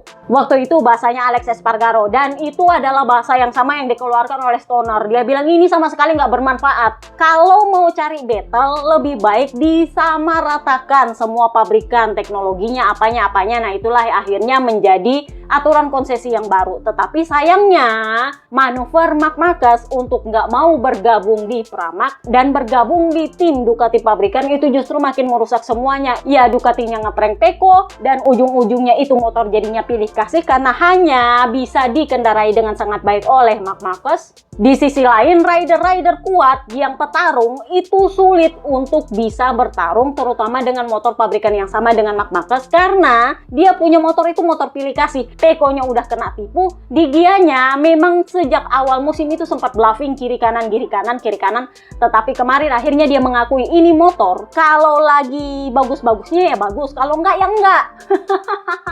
Jadi satu-satunya yang bisa bagus banget di atas Desmo GP 25-1 itu memang cuma Marc Marquez. Nah, ini berbeda dengan tahun lalu ketika para rider Ducati itu punya para punggawanya dan para pionnya yang bisa dibilang hampir sama kuat di atas motor pabrikan yang sama. Ya, meskipun pada akhirnya Pecco kalah sekian 10 poin dari Jorge Martin, tetapi ya itu menyajikan battle yang luar biasa menurut gua. Gak terlalu membosankan.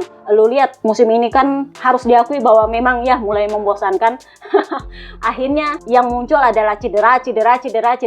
Nyaris nggak ada rider yang bisa lolos dari akhir pekan dengan lengkap. Jadi setelah balapan minggu itu nggak pernah ada rider yang lengkap. Biasanya ada yang cedera nggak sampai balapan minggu.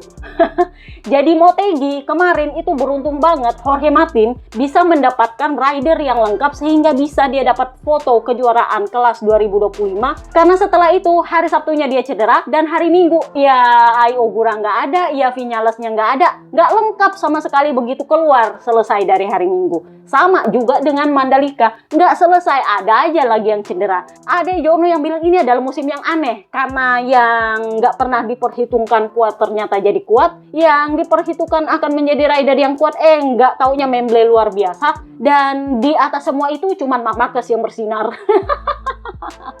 So, kita pindahlah ke Aldegar, pemenang Indonesian GP. Dia sebenarnya mengakui bahwa dia sempat menunggu Marco Bes karena kan di sprint race dia sempat battle tuh sama Marco Bes. Nah, kali ini dia sempat nunggu Marco Bes mana nggak nongol-nongol karena kan Marco Bes crash sama Marc Marquez itu di belakangnya dia. Jadi dia nggak sadar bahwa mereka berdua ini udah crash. Jadi Aldegar, dia bilang, saya sangat senang bisa memenangkan balapan, tetapi lebih dari itu, ini adalah akhir pekan yang sangat menyenangkan. Saya tidak memulai akhir pekan ini dengan baik, saya crash di putaran kedua di latihan bebas dan kehilangan sesi, setelah itu kami pulih sepanjang akhir pekan. Saya pikir ban belakang baru yang kami miliki di sini benar-benar membantu saya. Udah gue bilang, dia ini dapat ori ih. Karena kami melihat bahwa pembalap lain dan Ducati lainnya berada di limit. Di Moto2 dan juga di Austria, di mana bannya lebih keras, saya sangat cepat. Itulah alasan kenapa saya memang bisa lebih cepat dengan ban yang karakternya lebih keras seperti ini. Saya mengatur gas dengan baik, saya memiliki kecepatan yang baik. Ini fantastis dan saya harus berterima kasih kepada Ducati atas dukungannya dan kepada seluruh tim Grace ini yang membantu saya di musim rookie saya ini. Ini tidak mudah tetapi kami tetap harus seperti ini. Sprint kemarin terasa panjang karena cuacanya yang panas dan itu terdiri dari 13 lap. Dari 13 lap tersebut saya memimpin balapan 12 lapnya. Karena pada lap terakhir saya harus kalah dari Morbidelli. Hari ini saya merasa sangat baik di lap-lap pertama, tetapi sulit untuk menyalip Marini dan Pedro. Saya menyalip Marini di tempat yang sama ketika saya battle dengan Bezzecchi kemarin. Saya menyalip Pedro di tikungan yang sama di tempat saya kehilangan posisi saya dari Bezzecchi di sprint race kemarin. Jadi overall saya sudah meningkat dalam waktu 1 hari. Dia sambil ketawa. Jadi dengan balapan tersisa 20 lap lagi, ada banyak pikiran di kepala saya. Tetapi saya mencoba untuk tetap fokus untuk menjaga kecepatan saya. Dan lap demi lap, saya membuka gap yang lebih besar dan lebih besar. Saya bekerja dengan tim kemarin untuk tidak terlalu khawatir tentang siapa yang ada di belakang saya. Karena ketika saya melihat Bezzecchi di sprint race, saya justru membuat lebih banyak kesalahan. Jadi hari ini sejujurnya saya menunggu dia datang. Ini saking dia nggak tahu Bezzecchi crash kan. Saya menunggu dia datang karena dia itu lebih cepat dari saya sepanjang akhir pekan. Jadi ditanya, emang lu nggak tahu Bezzecchi crash sama Marc Marquez di lap pertama? Lap pertama lo itu lama banget, lu masa nggak sadar sih sampai selesai? Jadi dia bilang, sumpah, tidak ada layar yang bisa dilihat di sini. Nah, screen Mandalika. Jadi dia bilang, saya memang sempat mencoba melihat sebuah screen yang mungkin nggak terlalu bagus dari sisi rider. Saya sempat melihat sebuah KTM itu bertarung dengan rekan satu tim saya, Alex Marquez maksudnya. Tetapi itu hanya sekilas berupa bayangan dan saya tidak bisa melihatnya dengan jelas. Tetapi ketika keunggulan saya dengan mudah bertambah beberapa detik, saya berkata pada diri saya sendiri, pasti sesuatu sudah terjadi. Entah mereka sedang lambat atau dia memang shortcut, jadi kena penalti gitu maksudnya. Tetapi saya tidak berpikir dia crash. Tentu saja saya sendiri terkejut dengan kecepatan saya. Jadi saya pikir mungkin dia sudah menyerah. Artinya udah nggak bisa ngejar.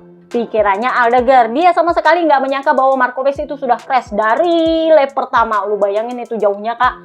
Jadi screen itu memang diperlukan oleh rider untuk melihat apa yang terjadi di track. Terutama kalau ada highlight siapa yang crash, itu biasanya ada. Masih ingat gue siapa ya, Martin kayaknya tahun lalu waktu si Pecco crash di Mugello kalau nggak salah, di mana ya yang dia pakai helm khusus warna kuning, di Misano. Jadi waktu itu si Martin bilang saya nggak tahu dia crash sampai saya lihat ada replay di layar besarnya Misano. Saya sebenarnya nggak jelas itu siapa, tapi karena helmnya kuning, saya tahu itu Pecco.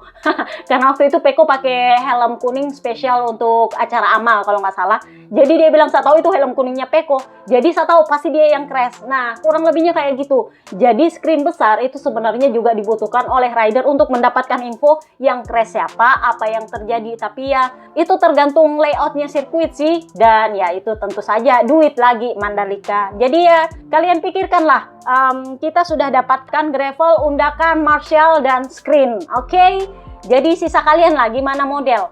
Karena menurut gua untuk pencapaian kehadiran 140.000 orang ya lumayan naik 20.000 orang ya dari tahun lalu. 120.000 kan ya tahun lalu, bener gak sih? Gue lupa.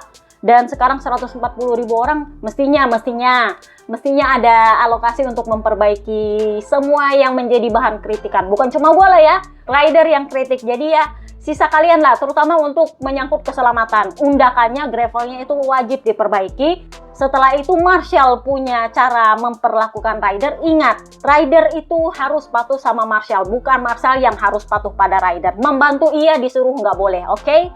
Tergantung apakah kalian mau punya duit untuk mengubah, mau punya duit untuk menambah screen atau posisi screen yang ada sedikit dirubah gitu. Kalianlah yang atur-atur, oke? Jadi sejujurnya saya menunggu Bezzecchi sepanjang balapan. Itu saking dia nggak taunya Bezzecchi crash. Saya pikir inilah kunci untuk mempertahankan kecepatan saya dan saya tetap super fokus karena dia tahu kalau Bezzecchi nongol, nah itu selesai. Jadi pokoknya kalau bisa cepet-cepet aja. Dia intinya adalah takut dikejar sama Bezzecchi. Jadi dia bilang ketika saya mengendarai motor saya sempat ingat waktu Jorge Martin crash. Jadi Jorge Martin kan di Mandalika kemarin juga di sprint race dia crash, Kak. Jadi dia bilang saya sempat teringat dengan crashnya Jorge Martin karena waktu itu saya sedang menonton balapan. Karena kan tahun lalu dia di Moto2 kan, jadi dia masih bisa nonton MotoGP. Jadi dia bilang saya belajar dari itu. Tapi terkadang lebih baik untuk tetap melaju dengan kecepatan Anda sendiri dan tidak melambat karena Anda bisa membuat lebih banyak kesalahan dengan memperlambat laju Anda. Lebih baik bagi saya mempertahankan kecepatan yang sama, terutama karena saya belum melakukan banyak lap dengan menggunakan ban medium. Jadi ditanyalah dia, kalau misalnya Bezzecchi nggak crash, menurut lo apakah dia akan berhasil lagi mengalahkan lo? Jadi dia bilang, saya tidak berpikir begitu sih. Tetapi kalau saya lihat kecepatan saya, mungkin bisa, saya tidak tahu. Saya mencoba melakukan balapan terbaik saya dan menetapkan kecepatan terbaik saya. Saya belajar tentang menyalip dari apa yang dilakukan oleh Bezzecchi kemarin. Kemarin saya kehilangan kemenangan pertama saya dan hari ini saya justru mengukir kemenangan saya. Saya pikir semua orang memikirkannya, memimpikannya, dan mengharapkannya, tetapi ya Anda tidak pernah tahu. Dan kenyataannya adalah bahwa kami harus sangat bangga dengan apa yang telah kami lakukan, bahkan sebelum kami tiba di sini. Ini adalah hadiah atas pekerjaan yang kami lakukan. Jadi yang cukup unik sebenarnya dia itu ada insiden perkara interview bahasa Inggris sama Alex Marquez sebenarnya. Jadi ya kedua teammate ini sama jadinya saling ganggu. Alex Marquez itu gue nggak bisa bilang ngebully sih, tapi semacam coba lihat dia ini, dia punya bahasa Inggris nih. Karena si Vermaelen Aldegar itu pakai bahasa yang kurang sopan dan Alex Marquez bilang nggak bisa kayak gitu, lo lihat nih Inggrisnya nih, ini. Jadi ditanya lah Vermaelen Aldegar, apa yang terlintas di benak lo di lap-lap terakhir? Lo tahu nggak apa dia bilang? Saya sebenarnya memikirkan segalanya di lap terakhir itu. Saya tidak boleh membuat kesalahan tentang apa yang saya lakukan, tentang wawancara dalam bahasa Inggris. Saking dia itu nggak bisa bahasa Inggris, dia harus mikir, gue ngomong apa nanti. Tentang fakta bahwa saya menjadi pembalap termuda kedua karena saya sudah melewatkan kesempatan untuk mengalahkan Marc di Austria. Jadi saya tahu saya akan berada di urutan kedua termuda. Saya memikirkan banyak hal saat itu. Jadi sejujurnya ketika saya melihat jumlah lap tersisa 16, 15, 14, saya mulai berpikir ini gimana caranya ya supaya saya bisa sedikit nggak bosan. Anda tahu apa yang saya pikirkan? Anda mungkin berpikir tidak mungkin itu saya pikirkan, tetapi itu saya pikirkan, saya bernyanyi. Saya mencoba bernyanyi tetapi sayangnya tidak ada lagu yang terlintas di pikiran saya. Saking dia itu mencoba untuk tetap fokus karena nggak mau ngantuk, jadinya dia pengennya nyanyi. Cuman sayangnya ya lagunya ya seada-adanya karena dia sendiri bingung mau nyanyi lagu apa.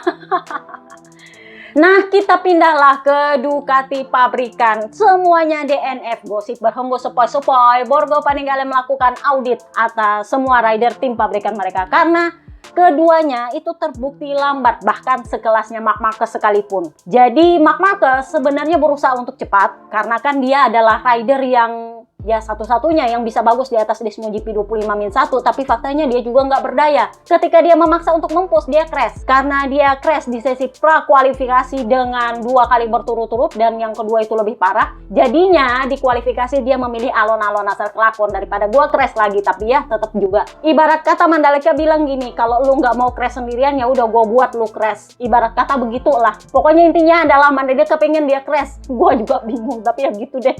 Karena Marc Marquez bilang intinya adalah karena sirkuit ini bukan untuk saya. Pikiran saya adalah gimana caranya supaya saya bisa melalui akhir pekan ini tanpa ada yang aneh-aneh, dengan selamat, tanpa ada cedera dan apapun ya. Pada akhirnya kualifikasi dia nggak maksa. Intinya dia cuma mau memastikan bahwa Pecco ada di belakang dia supaya Pecco nggak bisa mengejar Alex Marquez punya poin. Karena kan misinya Pecco adalah, kan dia udah bilang di Motegi, kalau performa saya stabil seperti di Motegi ini, ada peluang mungkin saya bisa mengejar P2 klasemen. Ya memang dia punya gap jauh 66 poin. Memang sulit, tetapi ya kita akan berusaha untuk mendapatkan performa seperti ini. Kita lihat apakah kita bisa dapat itu P2 atau bagaimana. Ya, ujung-ujungnya juga melempem dan memang Marc Marquez nampaknya gara-gara dia punya crash 2 kali di sesi pra-kualifikasi, dia untuk pertama kalinya masuk di Q1. Jadi hure-hure bahwa dia adalah satu-satunya rider yang selalu lolos Q2 itu akhirnya bubar kemarin di Mandalika. Untuk pertama kalinya Marc Marquez itu masuk ke Q1 dan setumben-tumbennya untuk pertama kali dua rider pabrikannya Ducati sama-sama masuk ke Q1. Ya kalau Pecco mah wajar, Marc Marquez tumben aja. Tapi ya dianggap mungkin dia agak-agak trauma dengan crashnya. Tetapi yang menurut gue cukup menarik adalah di sesi prakualifikasi terakhir itu dia sempat keluar sama-sama dengan Pecco dan dia memutuskan ngintil Pecco. Gue feelingnya udah nggak enak di situ karena sebenarnya Marc Marquez itu masuk ke Q1 itu di detik terakhir ketika Quartararo itu cetak lap masuk ke Q2. Jadi sebenarnya sebelum Quartararo cetak lapnya di detik terakhir, Marc Marquez itu masih ada di Q2. Jadi bahkan sejak awal ketika dia crash 2 kali, dia itu udah ada di Q2. Sehingga Papi Peritardosi, papa barunya dia itu bilang, lu tenang aja, lu nggak usah gerasak gerusuk kan lu udah ada di Q2. Gimana pun ceritanya jangan terlalu maksa lah, nggak usah harus jadi rider terbaik di catatan waktu dan bla bla bla bla bla. Nah, Pecco di saat yang sama sedang berusaha untuk lolos ke Q2 karena Alex Marquez sebenarnya sudah bertengkar di Q2 juga. Yang gua curigai adalah ketika Pecco keluar, dia ikut keluar dan sebenarnya gue sempat berpikir positif, oh ya mungkin karena sama-sama keluar pedok aja jadinya si Pecco ada di depannya dia. Tetapi yang cukup aneh adalah ketika Pecco mau fast lap, Pecco sempat noleh ke belakang, oh ada Marc Marquez. Jadinya si Pecco oke, dia sempat kasih waktu supaya mungkin Marc Marquez mau duluan apa gimana. Setelah itu dia siap-siap mau fast lap, dia melambat dan dia lihat Marc Marquez ikut melambat. Artinya tujuannya Marc Marquez memang sebenarnya adalah ngintilin Pecco. Satu, kalau dia berhasil curi kintilnya Pecco, dia akan tetap mencetak waktu lebih baik daripada Pecco. Kenapa? Karena tujuannya adalah dia harus ada di depannya Pecco untuk apapun yang terjadi menjaga adiknya. Karena dia juga harus memastikan adiknya itu akan start dari depan Pecco. Jadi dia sibuklah ikutin Pecco dan di saat itu kalian bisa lihat dia sebenarnya lebih cepat dari Pecco tapi dia ngintilin Pecco. Gua tahu tujuannya adalah supaya dia gimana pun ceritanya finish di depannya Pecco di catatan waktu karena dia harus start dari depannya Pecco. Nah, adiknya sendiri sebenarnya ada di posisi top 5 atau top 6 waktu itu sebelum akhirnya adiknya crash dan bikin batal catatan waktunya Pecco sendiri dan dia sendiri. Akhirnya batal catatan waktu mereka. Pecco cuma punya sisa 1 lap untuk bisa cetak fast lap karena itu udah di akhir sesi. Jadinya Pecco akhirnya mundur, Marc Marquez sendiri karena si Pecco udah mundur, akhirnya dia cetak lap sendiri dan sebenarnya itu bukan cetakan lap, bukan fast lap atau flying lap. Karena akhirnya dia ngaku ya itu cuman sekedar gua ngider-ngider doang nunggu akhir sesi karena saya udah nggak mau jatuh lagi. Itu katanya dia ketika ditanya sama Jorno, kenapa lu ngintilin Pecco? Dia bilang karena tujuan saya bukan fast lap, saya cuma pengen ngider-ngider doang. Tetapi faktanya adalah dia kelihatan memang sudah jelas di layar dia lebih cepat dari Pecco. Tujuannya adalah memang dia pengen finish di depannya Pecco, catat waktu di depannya Pecco. Tetapi dia ngeles kepada Jorno, dia bilang, oh saya cuma mau ngider-ngider doang kok, itu nggak ada hubungannya saya mau cetak fast lap atau ngintil atau sengaja mengganggu Pecco bla bla bla bla bla. Santan instan. Jadi ya kemarin begitu dia crash, dia masuk di klinik, setelah diperiksa ada memar sebenarnya di bahunya dia. Dan dokter Charter pikir bahwa nampaknya ini ada retakan di tulangnya dia dan ada ligamen yang putus. Nah, Marc Marquez itu menolak ke rumah sakit lokal. Jadi dia memutuskan untuk langsung terbang ke Spanyol untuk ke rumah sakit di Madrid. Nah, di sosial medianya sebelum dia terbang ke Spanyol, dia itu sempat bilang bahwa ini bukanlah cara yang baik untuk merayakan kemenangan. Maksudnya menang gelar. Tetapi inilah balapan. Kadang saya melakukannya, kadang orang lain melakukannya. Tidak perlu ada rasa gusar kepada Marco karena tidak ada yang sengaja melakukannya. Jadi ini dia lakukan untuk menenangkan fansnya karena Jorno itu udah mulai negur-negur fansnya, ini bukan kayak gini caranya. Karena pada saat yang sama Marco sudah pasti kena penalti. Lu nggak bisa bilang bahwa dia lolos dari penalti, kagak, dia akan kena penalti. Cuman kan dia lagi di rumah sakit, lagi diperiksa. Jadi sudah pasti dia akan kena penalti dan lu nggak perlu berisik. Kemarin-kemarin ketika Jorge Martin nyeruduk Marco, kalian nggak berisik. Nah sekarang kok tumben lu berisik? Nah kayak gitulah. Jadinya Marc Marquez turun tangan karena dia follow para Jorno ini. Dan dia tahu apa keluhannya Jorno. Jadinya dia turun tangan lah. Karena ada satu Jorno yang mulai keberatan dengan cara toksiknya fansnya Marc Marquez soalnya. Keluarlah pernyataan bahwa dia akan absen di 2 2 balapan Asia tersisa di Phillip Island dan di Sepang. Jadi rencananya dia adalah dia nongol di Valencia dan ikut tes Valencia untuk mempersiapkan motor tahun depan, itu krusial. Tetapi ya bagaimanapun tetap harus tunggu izin dari dokter charter. Jadi dia bilang untungnya cederanya tidak serius tetapi penting untuk menghargai waktu pemulihan. Tujuan saya adalah kembali sebelum akhir musim, tetapi tanpa terburu-buru dan mengabaikan rekomendasi dokter. Baik tujuan pribadi maupun tujuan tim saya itu sudah tercapai musim ini. Jadi sekarang prioritasnya adalah pulih dengan baik dan kembali ke kondisi 100%. Tetapi yang cukup unik adalah Giorno penyembah Marc Marquez yang biasanya itu sangat mengkritik anak-anak VR46. Ya Morbidelli dia kritik, ya Luca Marini dia kritik, ya Pecco apalagi dia hina-hina. Tumben-tumben kali ini dia sedikit membela Marco Bez. Dia bilang, menurut saya Bezzecchi saat itu sedang tidak ingin menyalip Marquez.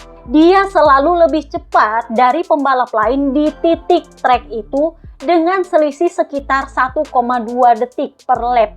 Masalah muncul karena motor berakselerasi saat lurus. Karena kan kalian bisa lihat posisi motornya Marco Bez itu lurus karena dia berusaha ngerem, nggak makan remnya, dan dia harus menegakkan motornya. Tujuannya sebenarnya adalah berusaha menghindari Marc Marquez. Makanya dia tegakkan motornya untuk keluar trek. Tapi ya telat juga karena miss lah dia punya ban belakang. Jadi dia bilang, pada titik itu, ban belakang kehilangan traksi karena tidak lagi miring. Marco akhirnya terdorong ke depan dan dia panik. Dia mencoba untuk menutup gas, menghindari kontak tetapi sudah terlambat. Dia sudah terlalu dekat dan menabrak Marquez. Kecelakaan itu buruk bagi semua orang, tetapi semua orang tahu bahwa itu tidak disengaja. Tumben-tumben Neil Hudson membela anaknya VR46, tumben, tapi ya memang seperti itu. Menurut gua ya sebenarnya kalau dia nunggu sedikit aja 1 lap 2 lap sebenarnya nggak masalah. Papi Peri Rivola pun bilang bahwa sebenarnya kalau dia sedikit lebih sabar aja dia bisa. Marco sendiri juga mengakui, gua bikin kesalahan karena mungkin dia niatnya memang mau menyalip tetapi antisipasinya sudah terlalu terlambat. Dia memang berusaha untuk keluar trek menghindari crash tapi ya miss dengan ban belakang yang sulit direm. Jadi tumben Neil Hudson kali ini bilang Marco tidak berencana untuk menyalip Marquez. Kalau menurut gua ya dia berencana emang. Rivola juga bilang, iya memang dia berencana, memang semua orang bilang dia berencana, tetapi ya kalau kondisinya di lap-lap pertama ya kayak gitulah emang. Karena masalahnya adalah ban Mandalika lu nggak bisa prediksi kak. Kurang lebihnya kayak gitu. Jadi ya memang kelihatan bahwa Marco Bez berusaha menghindari Marc Marquez tapi udah terlambat, udah nggak bisa karena remnya nggak makan. Intinya sih seperti itu. Karena menurut gua niat awalnya dia memang menyalip tapi karena dia tahu Marc Marquez bakal nutup tikungan, dia berusaha ngerem dan sayangnya remnya gagal. Dia berusaha lari keluar ya miss dengan ban belakangnya Marc Marquez. Jadi calon penggantinya Marc Marquez itu udah masuk antrian semua. Ya salah satunya adalah Michel Pirot, tapi di sisi lain, para rider superbike itu ngantri buat mencicipi Desmo GP 25-1. Tahun lalu, Iannone itu memang didapuk untuk menggantikan di Gian Antonia, tapi kan itu masih motor bekas, Kak.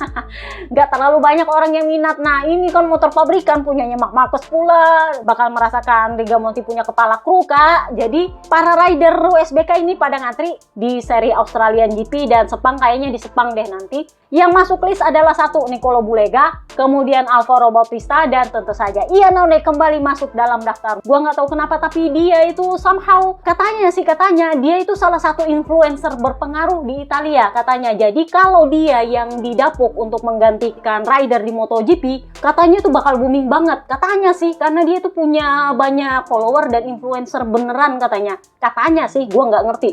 Sementara Nicolo Bulega ya karena dia kan adalah lawan sengitnya Toprak yang so far masih nampaknya Toprak yang bakal kunci Jurdun.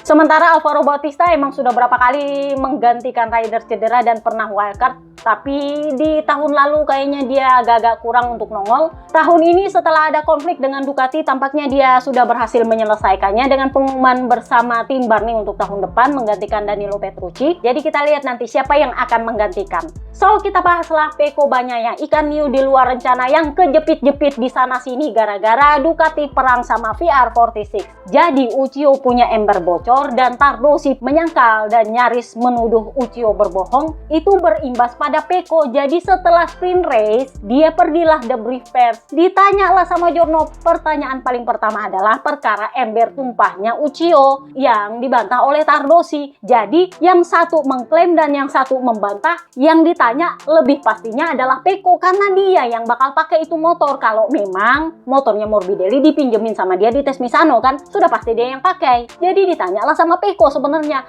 lu sebenarnya pakai motor apa di Motegi dan apa yang terjadi di tes Misano. Tahu nggak dia bilang apa? Begini, saya tidak akan menjawab perkara teknis lagi, kalian silahkan tanya kepada Gigi Dalinya. Saya hanya diminta menjawab apa yang harus saya jawab. Ini adalah tanda bahwa dia dibungkam oleh Ducati, nggak boleh ngomong apapun perkara tuduhan bahwa dia pakai motornya Morbidelli di Motegi, tuduhan bahwa dia pakai mesin Desmo GP24 di Motegi, itu ilegal soalnya, tuduhan bahwa dia kembali ke part tahun lalu. Jadi ibarat kata dia itu sudah nggak bisa membela diri karena dia nggak boleh dan nggak mendapat izin untuk membela diri dari Ducati. Secara otomatis Ducati mengorbankan dia. Karena Uchiho, beberapa pengamat itu mengatakan cara Uchiho untuk jadi ember tumpah itu adalah untuk memberi warning kepada Ducati di Italia sana bahwa ada sesuatu yang disembunyikan soal Peko. Bahwa kalau Peko ini cukup didengar, dia bisa bagus di Motegi. Kalau bukan gara-gara Stoner campur tangan, dia nggak akan dapat motornya Morbidelli untuk diuji. Karena dia cuma butuh satu kali aja menguji pakai Desmo GP24 yang asli untuk mengerti data mana yang harus dia ubah, bagaimana feelingnya, karena itu base-nya dia. Dan itu tidak pernah diizinkan oleh Ducati selama ini. Jadi Uchiho sebenarnya hanya mengungkapkan bahwa kalau lu percaya sama feelingnya Peko dan memberikan dia apa yang dia minta,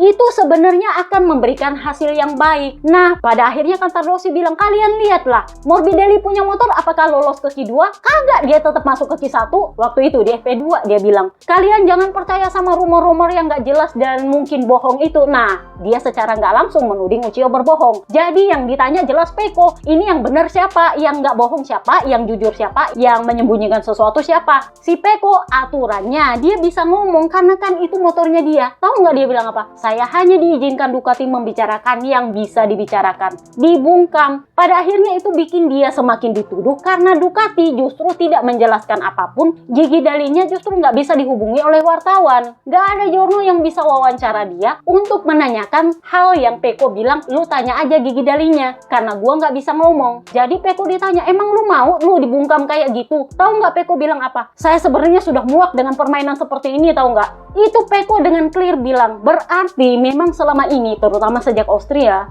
kan di Austria dia ngomong terang-terangan bahwa saya menunggu jawaban dari Ducati apa yang terjadi dengan motor saya, karena dia tahu ada yang berubah dengan motor dia, karena dia sudah melakukan semuanya, semua yang diminta Ducati pun sudah dia lakukan dan tidak ada yang berhasil. Jadi kemarin ketika sprint test dia ditanya, lu ada apa? Jadi dia bilang, menurutnya tim, motor yang saya pakai ini theoretically, secara teori sama dengan Motegi, tetapi somehow saya justru tidak merasakan feel Motegi di atas motor ini. Ada sesuatu yang berubah yang justru saya malah merasakan feeling di Misano dan di Catalan, dimana saya sama sekali tidak bisa memacu motor saya. Dan ternyata itu perkara mesin. Nah, kalau soal mesin apa yang dia pakai di Motegi, mesin apa yang dia pakai di sprint race, dan mesin apa yang dia pakai di balapan, lo tahu sebenarnya itu berbeda. Dan itu adalah privilege-nya anak-anak member premium. Gua udah jelaskan di sana sebenarnya apa yang terjadi dengan mesinnya Peko Bagnaia. Yang mana menurut gua memang kok ya agak aneh ya, timnya bilang bahwa itu motor yang sama tapi feelingnya beda. Ya ternyata memang wajar feelingnya beda karena mesinnya beda. Dan apakah itu mesin Desmo GP24? Jelas bukan. Di Motegi pun jelas bukan mesin GP24. Itu sudah clear karena Tardosi sendiri bilang itu kan beda homologasi. Kalau kita pakai itu jelas ilegal dan kami jelas tidak akan melakukan hal yang ilegal karena memang itu bukan Desmo GP24.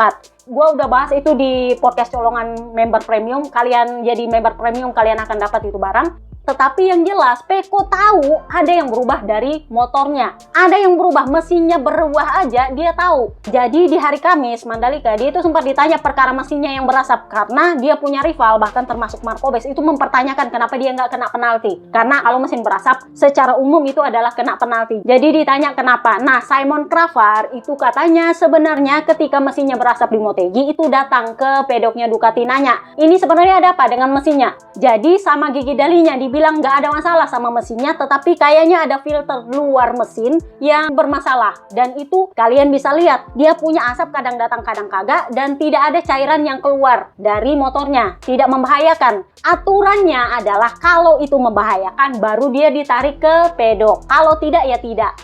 Jadi aturannya adalah kalau ada masalah mekanis dengan motor, mau berasap atau tidak, itu diputuskan ditarik ke pedok. Kalau ada cairan yang keluar di trek, apakah oli, apakah air radiator, apakah apa begitu, itu kalau dia keluar sedikit aja ke trek, maka itu akan membuat rider ditarik ke pit. Dan kalau memaksa, maka dia akan kena penalti. Nah, kasusnya Peko memang motornya berasap, tapi waktu lapnya bahkan makin cepat. Itu tandanya dia punya mesin tidak bermasalah, dan itu yang dibuktikan kepada Cravar. Cravar setuju, karena memang tidak ada masalah dengan mesinnya, karena dia bisa cetak lap lebih cepat kadang-kadang. Cuma di beberapa lap terakhir memang dia agak lambat keluar tikungan dan itu berasap. Jadi Peko bilang sebenarnya saya juga bingung, saya nggak tahu itu asap apa. Saya tanya sama tim, itu asap apa? Tim memang menjelaskan kepada saya, tapi saya sendiri juga sedikit tidak mengerti itu filter apa yang rusak. Karena mereka cuma bilang filternya rusak, ada filter kecil yang rusak. Jadi menurut beberapa jurno yang punya kenalan mantan teknisi atau teknisi, dia bilang kemungkinan itu adalah filter blow by atau blow apa begitu, yang fungsinya ada di knalpot. Jadi katanya itu barang fungsinya mengeluarkan asap jernih dari knalpot. Tetapi kalau kondisinya dia kotor atau mampet, itu justru dia jadinya gagal menyaring dan yang keluar itu adalah asap yang putih-putih jadinya, bukan asap jernih. Nah, kalau si Peko menggeber motornya dengan maksimal, kotoran yang mampet di filter ini itu akan terdorong keluar sehingga udara yang keluar kembali jernih. Tetapi kalau dia mengurangi geberan motornya, otomatis kotoran itu nempel lagi di filternya dan membuat udara itu harus berputar balik di dalam knalpotnya, dan yang keluar justru adalah asap yang kotor. Jadinya ngepul-ngepul, jadinya keluar, kurang lebihnya kayak gitu. Tetapi memang terbukti bahkan dari jarak dekat nggak ada cairan yang keluar dari motornya, entah itu oli, entah itu air apa kek, nggak ada. Nah, di saat yang sama, Marc Marquez sama Marco Bes komplain. Karena kan kalau si Peko kena penalti, dia otomatis mengambil alih kemenangannya Peko, ya kan? Jadi, dia bilang, asap yang keluar dari motornya Peko itu secara otomatis bikin saya khawatir. Karena kalau ada rider yang jatuh gara-gara ada sesuatu yang keluar dari motornya, ya pasti itu saya. Karena saya ada tepat di belakangnya dia. Ya, faktanya memang nggak ada cairan yang keluar. Dan jelas itu nggak membahayakan Marc Marquez karena dia berhasil finish, Peko juga finish, ya kan? Nah, sementara untuk Marco Bes, banyak yang bilang itu karena kalau si Peko didiskualifikasi dia akan naik podium, ya kan, karena kan dia finish P4 kemarin di Motegi. Menurutnya Marco Bes, apapun alasannya kalau berasap mestinya langsung ditarik ke pit, apapun alasannya. Nah, sementara kalau Cravar kan punya buku aturan, kalau motor ada masalah itu terserah sama ridernya mau balik ke pit atau enggak selama tidak membahayakan rider lain. Contoh rider yang crash itu rejoin kembali balapan, itu kan ada resiko dia punya oli terhambur, ada juga resiko dia punya fairing lepas-lepas, itu kan juga sama membahayakan. Tetapi apakah mereka selalu dipanggil kembali ke pit? Enggak kan? Karena semuanya diukur dari seberapa berbahaya situasinya. Masih ingat ketika Marc Marquez crash di Sepang kapan hari tahun lalu kalau nggak salah? Waktu itu RD-nya masih dispenser dan dia dibiarkan membalap dengan fairing yang terbang-terbang, lepas-lepas malah. Dan itu yang membuat Jono itu kok ya kalian nggak memikirkan sisi safety-nya. Nah, menurutnya Marco Bes, kalau udah berasap ya mau nggak mau harus ditarik ke pit. Nah, sementara RD yang baru itu lebih memikirkan sisi safety-nya karena itu asal dari aturannya. Kalau memang bisa dihandle dan tidak membahayakan ya lu silahkan. Karena kan kadang-kadang kopling lu ya rusak lah, apa lu ya rusak lah, tapi kalau lu bisa memanage itu ya nggak masalah, ya kan? Kurang lebihnya seperti itulah menurutnya RD, sehingga dia tidak dapat penalti. Jadi Peko bilang ya untungnya saya nggak dapat penalti karena sejujurnya saya nggak tahu itu asap dari mana. Karena saya memang sempat melihat asap tapi nggak jelas itu asapnya siapa, asap dari mana. Saya nggak jelas, itu juga lap terakhir baru saya lihat. Dia bilangnya seperti itu. Jadi si Peko itu nggak ada debrief pers setelah dia crash di Mandalika kemarin. Dia cuma memberikan voice note katanya kepada para jurno, voice note loh. Gue pikir itu pernyataan tertulis per WA gitu. Ternyata katanya voice note yang keluar. Jadi dia bilang, setidaknya saya mencoba mengejar pembalap kedua terakhir sebelum saya crash. Saya mempush dan menyerang dengan keras dan akhirnya saya terjatuh. Saya ingin meminta maaf kepada tim saya. Perasaan baik yang saya rasakan di Motegi ternyata tidak ada di sini. Saya tidak punya solusi, tetapi para teknisi sedang menganalisa datanya. Itu aja pernyataan dia di voice note. Pasca pernyataan dia di sprint race itu makin jadi bulan-bulanan para penyembah Marc Marquez, karena mereka merasa, oh ini perlu kejelasan nih Ducati, karena semuanya jadi berspekulasi jangan-jangan ada sesuatu yang memang disembunyikan oleh Ducati yang lebih memilih mengurus Marc Marquez daripada Pecco. Karena kediaman Ducati itu membuat Pecco juga makin dituduh. Di saat yang sama ada jurno media Italia yang memojokkan Pecco, meskipun itu harus mengesampingkan fakta bahwa Tardosi beberapa kali melecehkan Pecco. Sorry Tardosi. Jadi masih ingat di Misano ketika FP2 kalau nggak salah itu Tardosi bilang Ducati sudah melakukan semuanya untuk membantu Pecco. Jadi sekarang sisa Pecco-nya. Yang perlu dilakukan Pecco adalah membawa otaknya di kepalanya dan mencoba menyelesaikannya. Itu secara tidak langsung dia menuduh Pecco itu nggak pakai otak, cuman pakai perasaan. Masih ingat? Itu adalah salah satu penghinaan yang setelah sekian banyak itu yang paling gue inget banget. Nah kemarin dia justru bilang bahwa tolong kalian jangan percaya rumor-rumor soal apa yang terjadi di Ducati. Itu satu, secara tidak langsung menuduh Uchiho berbohong. Yang kedua, dia menyembunyikan fakta soal apa yang terjadi pada Pecco. Sehingga Pecco yang juga dilarang untuk ngomong terpapar tuduhan yang tidak bisa membuat dia membela diri. Tetapi Pecco itu jujur bahwa dia nggak bisa sembarangan ngomong dan dia bilang saya sudah muak dengan permainan seperti ini. Nah, ada media Italia yang menolak, mengesampingkan bahwa Tardosi sudah berapa kali itu menghina dia, mempermalukan dia, dan justru memojokkan Pecco dengan bilang bahwa Pecco itu mempermalukan Ducati dan itu tidak adil karena Ducati tidak pernah mempermalukan dia. Hey, aduh media Italia. Kenapa? Karena Tardosi bahkan setelah Pecco Bagnaia crash kemarin di Mandalika tetap mempermalukan Pecco. Sorry. Kenapa? Dia bilang begini, kondisi Pecco saat ini jelas hancur lebur, lebih kepada seorang pribadi daripada sebagai pembalap. Nah setelah itu masuklah ini kata-kata yang menurut gue sebenarnya nggak perlu dia bahas di depan media karena itu mempermalukan Pecco. Tahu nggak dia bilang apa? Apakah Pecco datang kepada kami dengan berlinang air mata? Ya jelas itu tidak bisa dihindari. Maksud gue itu adalah hal yang tidak perlu lu bahas apakah dia nangis atau tidak. Ini adalah kalimat mempermalukan Pecco. Meskipun dia tutupi dengan kalimat selanjutnya. Mari kita biarkan dia sendiri dulu. Kami hanya ingin melindungi mentalnya karena dia adalah rider yang sensitif.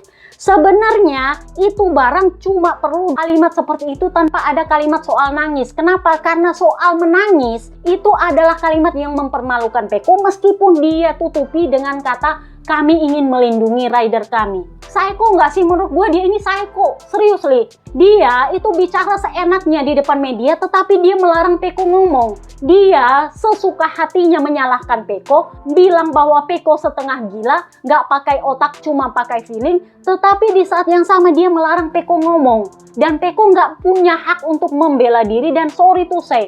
Menurut gua itu adalah pengkhianatan seorang orang tua dalam tanda kutip untuk anaknya. Ingat, Pecco ini dilahirkan oleh Ducati sama seperti Marc Marquez dilahirkan oleh Honda. Di Honda, Papi Peripuik itu gua gelari bumper Marc Marquez karena dia itu membela Marc Marquez mati-matian. Bahkan kalau dia harus menghadapi petinggi Honda sekalipun, dia jadi bumpernya Marc Marquez. Papi Peribrivio, manajernya tim Trackhouse, itu bahkan menghindari membicarakan Raul Fernandez ketika Ai Ogura lagi gemilang-gemilangnya sebagai rookie di awal musim. Dia bahkan memanggil Raul Fernandez baik-baik layaknya seorang ayah, ngomong pelan-pelan empat mata, dan itu yang justru menjadi motivasi bagi Raul Fernandez sampai dia bisa bagus kayak sekarang. Raul Fernandez itu sampai bilang, saya itu mentalnya saking terganggunya sampai butuh bantuan psikolog, tetapi Brivio itu mengajak saya bicara empat mata layaknya seorang ayah yang mendukung saya. Kalian lihat Papi Perivola, sekurang ajarnya Jorge Martin, dia tetap bilang saya ini adalah ayah di sini. dan kami menganggap Martin itu adalah anak yang hilang. Saking dia tetap membela Martin. Meskipun itu artinya dia harus perang melawan Papi Peri Puig atau melawan Honda, dia tetap mempertahankan Martin karena dia anggap itu adalah anaknya. Kalian lihat Papi Peri Pavesio yang seburuk-buruk sifatnya, yang terang-terangan bilang saya itu nggak tahu apa yang dipikirkan oleh Pavesio, itu saking dia gusarnya sama Pavesio dan merasa tidak dihargai. Tetapi Pavesio itu tetap membela Snake Taro di depan media. Dia bilang, tolong kalian jurnalis jangan mengadu domba saya sama Quartararo. Dia justru menegur Giorno alih-alih menyudutkan kembali atau menyerang kembali Snake Taro. Di sisi lain, Uchiho itu tetap membela Franco Morbidelli. Bagaimanapun ceritanya dia kena penalti lah, apalah, terlalu tua lah, nggak layak di MotoGP lah, inilah, itulah. Gua tahu banyak media yang membenci Franco Morbidelli karena dianggap dia ini terlalu bebas dalam tanda kutip. Padahal sebenarnya gerasak gerusuk dia ini sama persis dengan Marc Marquez ketika beberapa tahun lalu yang nggak pernah kena penalti. Nah sementara Franco Morbidelli gerasak gerusuk tapi kena penalti juga, Kak. Marc Marquez kemarin gerasak gerusuk nggak kena penalti, lu puja-puja. Nah, Franco Morbidelli gerasak gerusuk kena penalti, lu hina-hina. Tetapi di saat yang sama, Uchiho dan Valentino Rossi melindungi dia. Lu boleh agresif karena itu adalah karakter lu, tetapi jangan membahayakan rider lain. Itu intinya. Lu jadi manajer yang baik, jadi bapak yang baik, melindungi anak lu. Tetapi dalam kasus Tardosi dengan Pecco disuruh jangan ngomong sementara dia sibuk menghina Pecco. Sorry Tardosi. Jadi ya memang menurut gua Pecco itu berusaha untuk bertahan, bersabar, untuk berusaha dia nggak mau bohong tapi bisa jujur dengan batas tertentu. Sampai di titik ketika di Austria dia sudah habis kesabaran dan kemarin dia justru dilarang ngomong. Jadi kelihatan bahwa anaknya ini dibungkam, di sisi lain dia bebas mempermalukan anaknya. Ini bukan orang tua yang baik. Sehingga ya mulai lagi berhembus bahwa hubungan Pecco dengan Tardosi ini udah mulai buruk banget karena Tardosi sudah berkali-kali menyudutkan Pecco dan Pecco merasa bahwa dia tidak diberi hak untuk membela diri dan justru makin dipermalukan dan dibiarkan dipermalukan, bukannya melindungi malah makin mempermalukan, sehingga Pecco ada kemungkinan juga nggak tahan dengan Tardosi. Ada wacana bahwa Tardosi sengaja melakukan itu supaya Pecco mundur dari kontraknya, dan itu artinya Pecco yang kena penalti kalau Pecco yang mundur dari kontraknya. Sementara kalau Pecco bertahan, karena kan memang dia punya kontrak dan dia harus menuruti kontraknya, dia akan bertahan dengan kondisi neraka dalam tanda kutip karena dia dapat orang tua yang neraka juga. Di sisi lain Pecco itu dianggap yang bersalah karena dia yang mundur duluan. Ngerti maksud gua? Jadi Papi Peri Gigi kemarin memberikan pernyataan bahwa mereka akan memeriksa semua data yang diperoleh di Mandalika, terutama datanya Pecco karena itu yang benar-benar anomali banget. Gosip berhembus sepoi-sepoi katanya ada audit dilakukan ke personal-personal yang ada di pedoknya Ducati. Gosip berhembus sepoi-sepoi, sebenarnya ada Giorno yang tahu bahwa ada 1 atau 2 krunya Pecco itu yang memang nggak suka sama Pecco sebenarnya. Itu yang dipertanyakan apakah ada pembiaran atau justru ada sabotase. Katanya sih seperti itu karena memang clear, udah lama itu ketahuan bahwa ada krunya Pecco yang nggak suka sama Pecco. Itu nggak tahu siapa. Tapi mereka merasa bahwa si Pecco ini terlalu banyak mengeluh dan mereka sudah kerja maksimal. Katanya sih seperti itu.